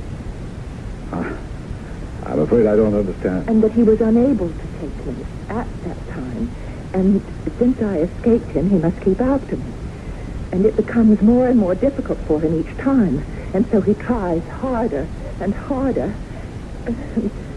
And yes, Mrs. Holmes. I've never been able to say so much to any doctor. Most of them would give me pills for my nerves long before I could get this far. Well, I promise to hear you out. Well, it's about all. Except that they keep getting worse and worse. What keeps getting worse and worse? The disasters. So many people die. And it's because of me. He doesn't really want them. He wants me. And the reason they die is because they just happen to be there. Yes? Why do you say yes? Do you know what I'm talking about? Do you really understand what I'm saying? Mrs. Owen, did you have a happy childhood? Why do you ask? Well, in psychiatry, we begin with the child. Well, that makes sense. Yes. Well, it all began with my childhood. That was when he first came for me. When who came for you? Well, who have we been talking about? The angel of death. Oh, yes, of course. And that's when I felt his grasp for the first time. It happened when I was 5 years old. We were living in Johnstown, Pennsylvania. Johnstown, Pennsylvania. That name seems familiar. I'll never forget. I was in the kitchen of our house. We had a farm, a big farm, about 500 acres. And I remember there was an argument. Mama and Papa were having a fight. It was about the South Fork Fishing and Hunting Club. These were the very wealthy men who owned the property where the dam was located. Now, Mama, be reasonable. Be reasonable? Have you lost your mind? No, I haven't lost my mind. What's more, it's a found $100. Well, I don't want that money. You post the no hunting signs this year like every other year. Mama, it's just for 10 days, and the only ones who'll be allowed to hunt are members of the club. Look, I won't have people tramping all up and down the property, firing off guns every which way. Mama, these are all millionaires, rich men. They have a lot of respect for private property.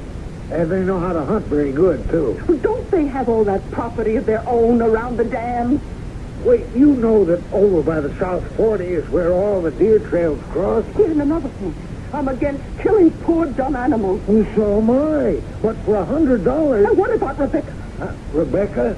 She goes running around the woods all the time. Now, with all them hunters shooting away, Well, so, for the next 10 days, you gotta keep her in the house. How can I keep the child cooped up all day? For $100, you better find a way to do it. Mama couldn't. Although she laid down the law in no uncertain terms, I was a restless child, filled with unlimited energy. I couldn't sit still. I always wanted to be where I wasn't. And so, one afternoon, when Mama stretched out for her nap, I was just out the door, running through the woods, happy the way only a child can be. And I heard a voice suddenly shout, "Look out, Andy!" But the voice was too late. There was a noise and a flash, dull blow against my chest. That was the first time I felt the icy cold and burning hot fingers close about my hand, and the gentle pull that urged me forward. And I heard a voice. Good Lord, Andy, you killed her. Look at the blood. The bullet went right through her chest, through her heart. Oh, she must be dead.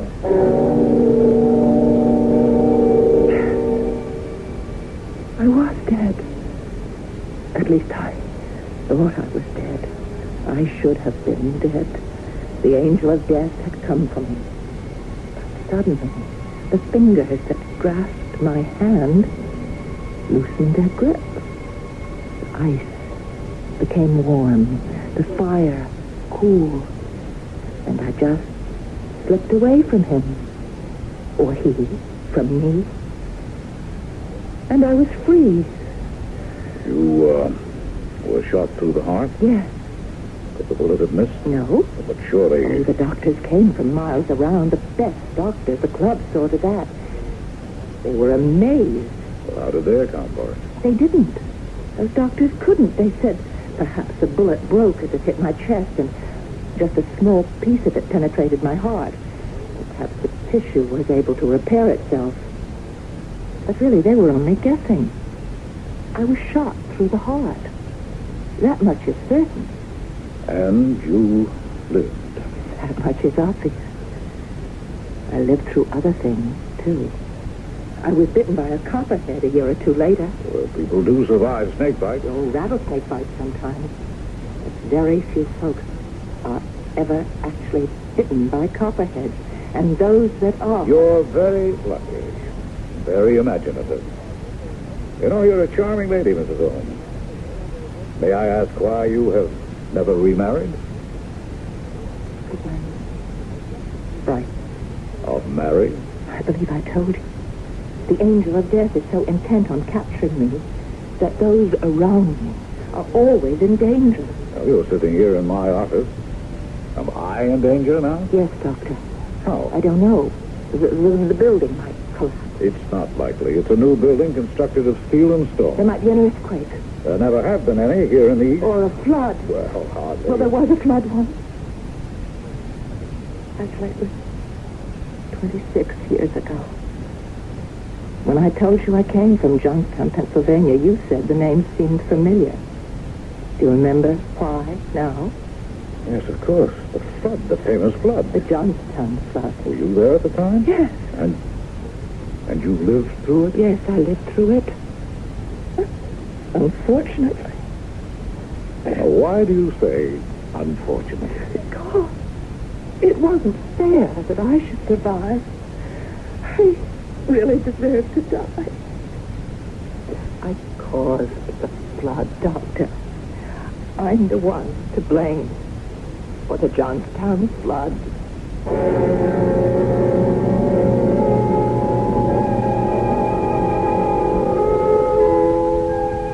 The Johnstown Flood, May 31st, 1889. The dam across the Conemaugh River had become obsolete and inadequate. During April and May, 41 inches of rain and snow increased the pressures to the breaking point, and a tidal wave of destruction swept through the valley, killing more than 2,000 people. This is the historical fact.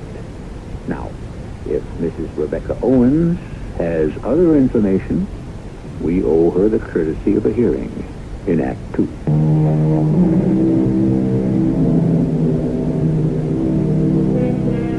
Well, here we are at the very beginning of May, 1915. Remember that date. It will be significant. In the exclusive New York club of Dr. Adams Mandeville, Dr. Mandeville is having a very serious conversation with an old friend, Mr. Hector Forbes, the renowned anthropologist. Mr. Forbes is having difficulty believing what Dr. Mandeville is telling him. Yes, my dear Mandeville, I remember the Johnstown flood. There are people who can be held responsible. But surely your patient, this Mrs. Rebecca Owens, no, she couldn't be one of them. But according to her story... She mentions the South Fork Fishing and Hunting Club. Now, it was a group of millionaires who had bought the land from the state. The dam was located on their property. They refused to spend money for any repairs, and the people of Johnstown didn't believe that there was any real danger either. So there's blame enough and to spare for everyone. And yet, when she talks, you can believe anything she tells you. You can believe anything she says. You haven't fallen for this lady, have you? As a matter of fact, well, I'll get to that. I tell you this story because I have a very important question I want to ask you. Well, fire away. Oh, you'll have to hear the rest of the story. Oh, yes. Especially why she thinks she's to blame for the Johnstown flood. That's what I asked her. The flood was on my account. But why? It was the only way the angel of death could get me. A bullet failed. The bite of a poisonous snake failed. And here was a way that couldn't fail. Or so it seemed. Oh, poor Phil. Philip Dumont, my first beau. I was 15 and I was in love. The way you can be in love when you're 15. We were out walking. It was the last day of May. Beautiful afternoon. What time is it, Phil? 10 minutes after 4. Why? I would like this moment to last forever. This is the supreme moment. This is the happiest moment of my life. Of mine, too. Everything's so perfect. What's that? Thunder, most likely. Thunder doesn't sound like that. Sure it does. No, it doesn't. You hear a loud peal of thunder, and then it fades, and then you hear another. It's getting louder. Rebecca, look. No. It's a wave. It's water. It's high as a house. High as a mountain. It's coming at us. Run, Phil, run. Run where? It's going to drown us. It's burning. It's burning his hand, his icy hand. The angel of death is holding me. He's holding me. He's holding me down.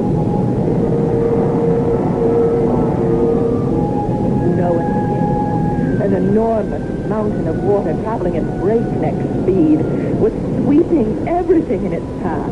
Rocks, trees, animals, houses. Nothing could live that stood in its path. But somehow, I lived. I don't know why. I don't know how. I was surrounded by hundreds of the dead. But I survived. Once again, the fire became cold and the ice warm. And his fingers fell away. Why? I don't know. Poor Phil. He was with me. And more than 2,000 of us. Was it my fault? Oh, of course not. And how do you explain the fire? The fire? The fire in Chicago. That was only 12 years ago. That dreadful conflagration in the Iroquois Theater. Oh, yes, of course I remember that. We'd moved to Chicago. Mom and Papa had survived the flood only because they'd gone to Pittsburgh to visit my grandmother. So there was nothing left for us in Johnstown, and Papa was offered a job at Chicago. It didn't matter to me. After the flood, I was like one in a dream. I just stayed in the house, in my room. I went nowhere. I saw no one. Oh, Papa, you must do something about that girl. Me? Well, she won't listen to me. Well, take her to a doctor. Oh, hasn't she seen enough doctors? Well, what do you want? She'll be 28 years old. Make it 30. That's even worse. She'll spend the rest of her life this way, an old maid. Some girls, they don't get married. It's their fate. Well, it's not going to be her fate. You have to fight it. Get your coat and hat, young lady. Papa, You can't shut out the world forever. We're going to the theater. I don't want to. You know why? Because it's medicine. The pills you get from the doctors don't help, so I know another kind of doctor. His name is Eddie Foy, and his cure is a good laugh. But I'm not in the mood. You're going to turn down a chance to see Eddie Foy and Mr. Bluebeard? You know how hard it was to get tickets? Please, Papa. No. Up, out. He was right. The minute I stepped into that theater, a great weight seemed to disappear from my heart. I felt useful and carefree. The music, the dances, the jokes. I was laughing and applauding, and then suddenly, in the very midst of it, at the very height of it, I felt the fingers of my arms. The icy fingers. The burning fingers. And I said, no. What do you want with me now? What will you do to me here? Please. And then I heard the most dreadful cry in the world in the theater. Fire! Almost a second. There was a deathly stillness. And then there was the panic. More than 2,000 well-dressed, civilized people were transformed into raging, mindless, stampeding animals. And when it was over, finally, almost 600 were dead. Yes, I read about it. The fire actually did very little damage, I recall. Most people were trampled to death. Papa died to save me. He saw we couldn't make it to the exit, and so he protected me with his body. I'm sorry. Papa left the world, but I came back to it. Mama became ill, and it was up to me to support her. I learned how to use a typewriter and to write in shorthand. And soon I secured a position as a secretary to a Mr. Walter Owen. He was middle-aged, very proper, but kind, most generous employer. Mama became better, but she was quite sad. I'll have some soup now. Mama, you're crying. No, I'm not. Rebecca, I do want you to have a life of your own. I'm content. But you'll never have a husband. You'll never have children. I don't want anybody close to me. Rebecca, that's not natural. Please, let's not talk about it. But a husband, children, they would make you happy. Yes, Mom. Very happy. But I couldn't make them happy. Why not? Because they die. They die young before their time. What are you saying? Nothing. I don't want to talk about it anymore. We plan our lives, but it isn't we who decide our destiny. The ordinary give and take of daily living wears us, shapes us, changes us, and we may not even be aware of it. One morning, Mr. Owen asked me to come into his private office. Miss Randolph, you have been my secretary for 5 years now. Yes, sir. I have never seen a more devoted, conscientious, and efficient person. Thank you, sir. I find, Miss Randolph, that I would be lost without you. You are a treasure. Oh, really, Mr. Owen? No. A treasure is something that a man must guard securely. If you were a stock or a bond or a bill or a jewel, I would shut you up in a vault, unless you be lost or stolen. I'm not sure I understand. Miss Randolph, will you marry me? Marry? Yes. We could be quite happy together. Oh, but Mr. Owen, I'm not in love with you. No, we are not children. Love to us is not a sudden, intoxicating adventure. We can marry without it. Marry without love? Yes. Marry without love. At first. Marry because we respect, admire, and need each other. Now, we are both lonely people. I know in my heart that love will come to us. All day at the office, he would ask me to marry him.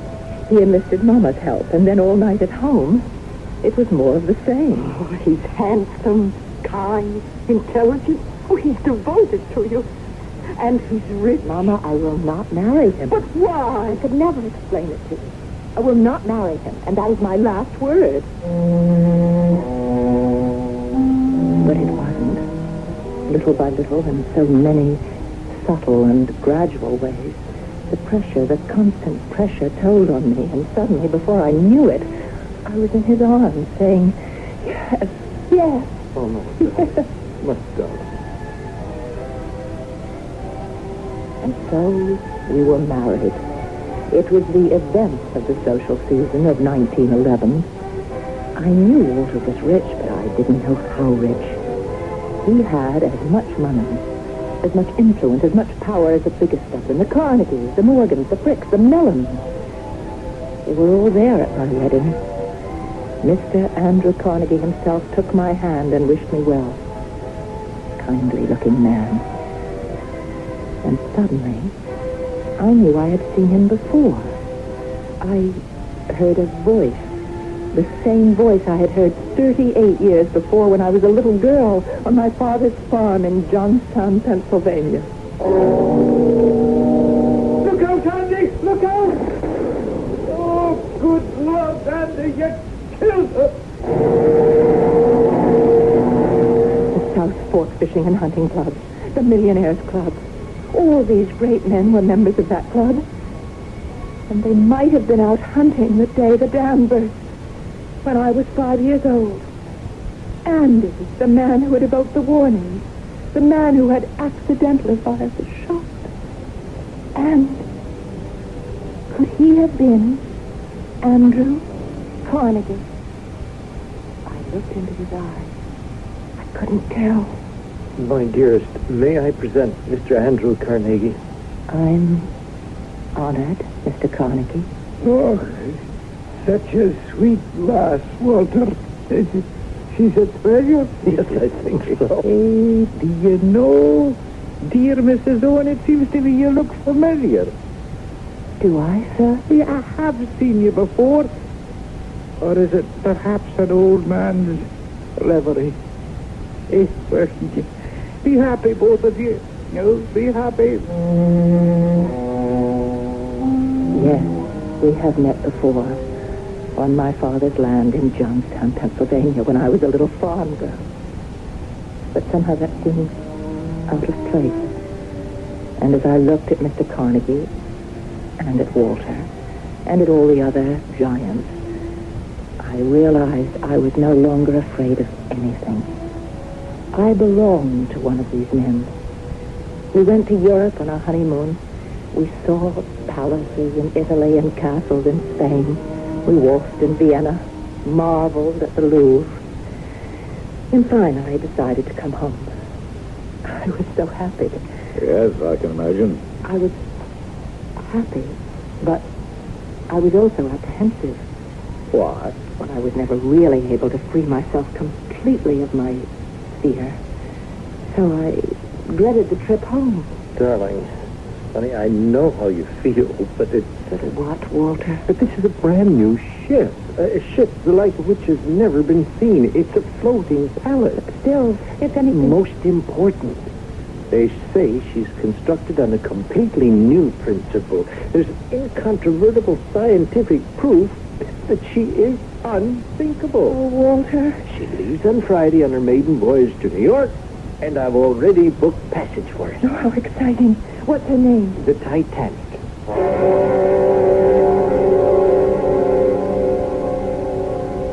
On April 15th, 1912, a minute before midnight, the Titanic struck a killer iceberg some 2,000 miles from New York, with the loss of some 1,500 lives.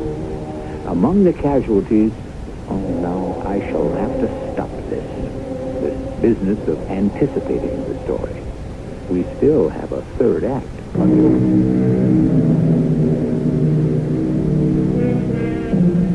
Dr. Adams Mandeville, a New York psychiatrist, is at his club talking with his friend Hector Forbes. The subject of the discussion is, as you know, his patient, a woman named Mrs. Owen. And what can we say about Mrs. Owen other than she must be the victim of the most extraordinary string of coincidences in history?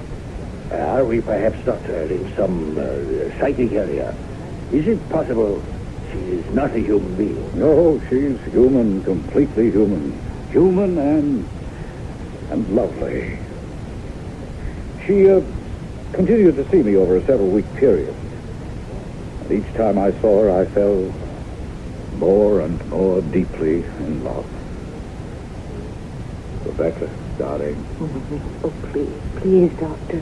You can't call a man doctor after he calls you darling. I must leave you and never return again. Why? Oh, don't you know why? Oh, it isn't true. Everything you've been telling me about the angel of death. How can you say that? I felt him. I felt his touch. No, darling. You can't convince me. I let poor Walter convince me, and he's dead today. Walter would have died in any event. He died because the angel of death came for me. There is no such being. Oh, you say that to me? To me? I'm 41 years old. And you don't look a day over 25. Be serious. And 5 times in my life, I have felt his presence in my body. 5 times. I have felt his hand on my arm. 5 times he's held me in his grasp. Yes, I know you said that. And the last time was the worst time of all. He was so determined to have me, he destroyed the greatest ship in the world to get me. Oh, I can hear the music. It was such a gay, wonderful party. I was dancing with Walter. Happy, darling? Oh, yes. See, I told you, everything would be all right. I don't know if it's you or the ship, but I feel so safe, so secure. It's both of us, darling. Nothing but happy and wonderful thoughts from now on. Let me get you a glass of champagne. He walked to the refreshment table, and I lost sight of him in the crowd, and I never saw him again. Because at that moment, I felt the fingers, the icy fingers of the angel. The angel of death. And I screamed, no, no! The music. Everyone turned to look at me. Was I mad? And then there was the most terrible, grinding roar, as if some monstrous animal had ripped the entire bottom out of the boat.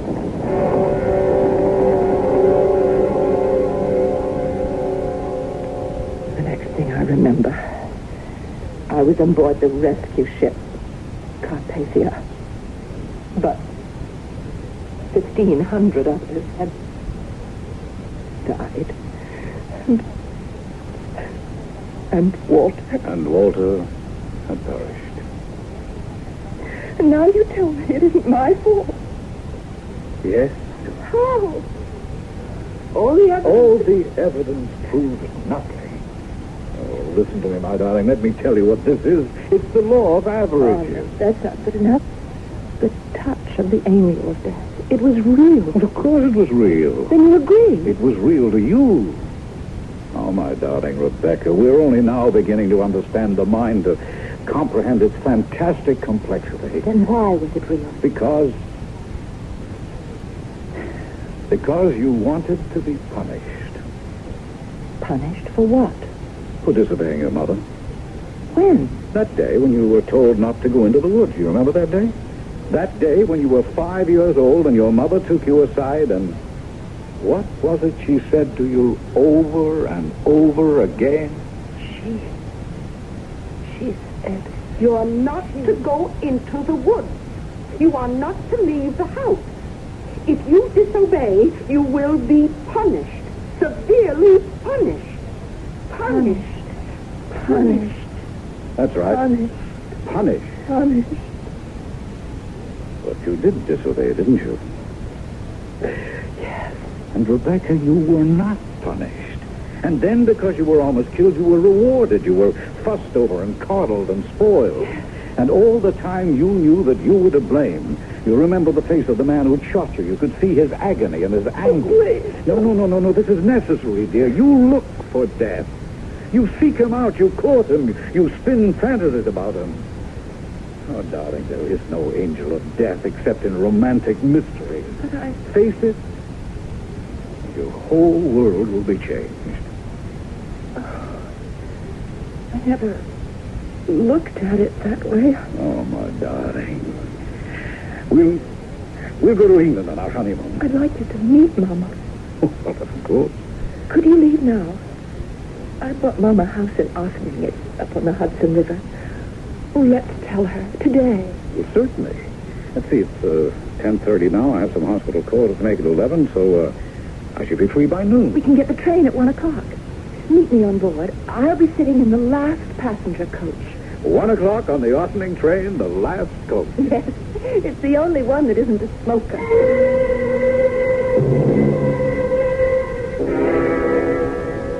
That was 2 weeks ago, Forbes. Well, evidently you made the trip in good shape. I see you're here and none the worse.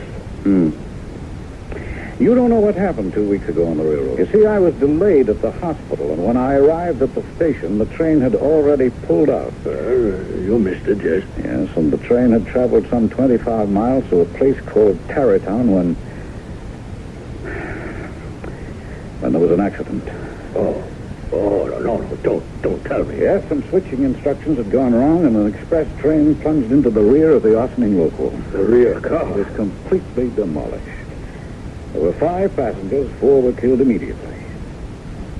But the 5th, Rebecca, suffered only from shock and a very few superficial bruises. He exists. He is real. He came to me again. He came looking for me aboard that train. He came for me. I felt his hand, his fingers. The fire, the ice. You mustn't make fun of me. What I say is true. Of course it's true. Don't humor me. It is true. Do you mean that? Yes. And the angel of death exists. I'm very much afraid he does. Then it's over. It must be over between us. I love you and I want to marry you. You must never see me again. I don't want you to die because of me. And I don't want to live without you. Oh, darling. You're a doctor. Be sensible. Oh, I'm in love, so that's impossible. Face reality. Reality is that I love you. Reality is that if you had been with me on that train, you would be dead now. Ah, but I wasn't with you. And next time we won't be so... I wasn't with you on the train. That's it. That's how to do it. No, it won't work. Yes, it's how to reduce the odds. That's how to fight the old boy. That's how to put him in his place. But I still... We must never travel together.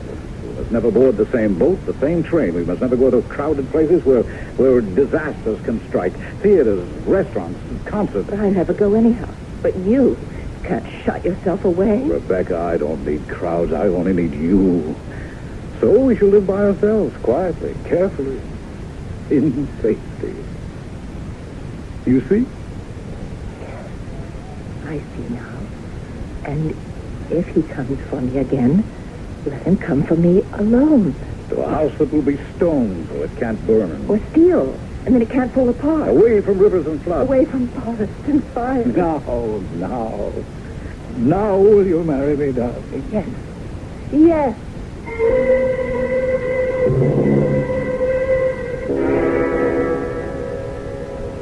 Rebecca and I were married the day before yesterday. Well, congratulations. Well, how does it happen you're not off on your honeymoon? Oh, we're going to London, where we shall also take in the conference. I'm leaving tomorrow morning. You're off on a honeymoon, and you say I'm leaving? Well, naturally, separate ships. It's the only way we can travel. Oh, yes, of course. Rebecca sailed this morning on the Imperial, and I had to look around for something at the last moment. Yes, well, on such short notice, you'd be lucky to find a berth on a tramp steamer. Oh, I did considerably better than that. There was a last-minute cancellation, and I was able to get a cabin on what many people consider the most comfortable ocean liner afloat. Oh, really? Which one is that? The Lusitania.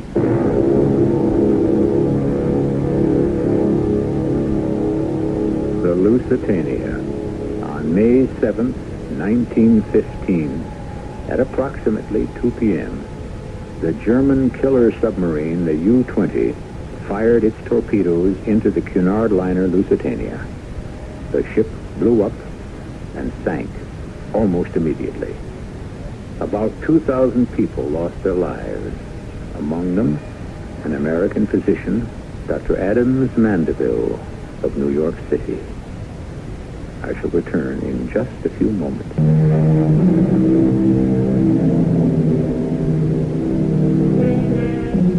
The old soldiers, as we told you in the beginning, are worried mostly about the bullet marked, "To whom it may concern."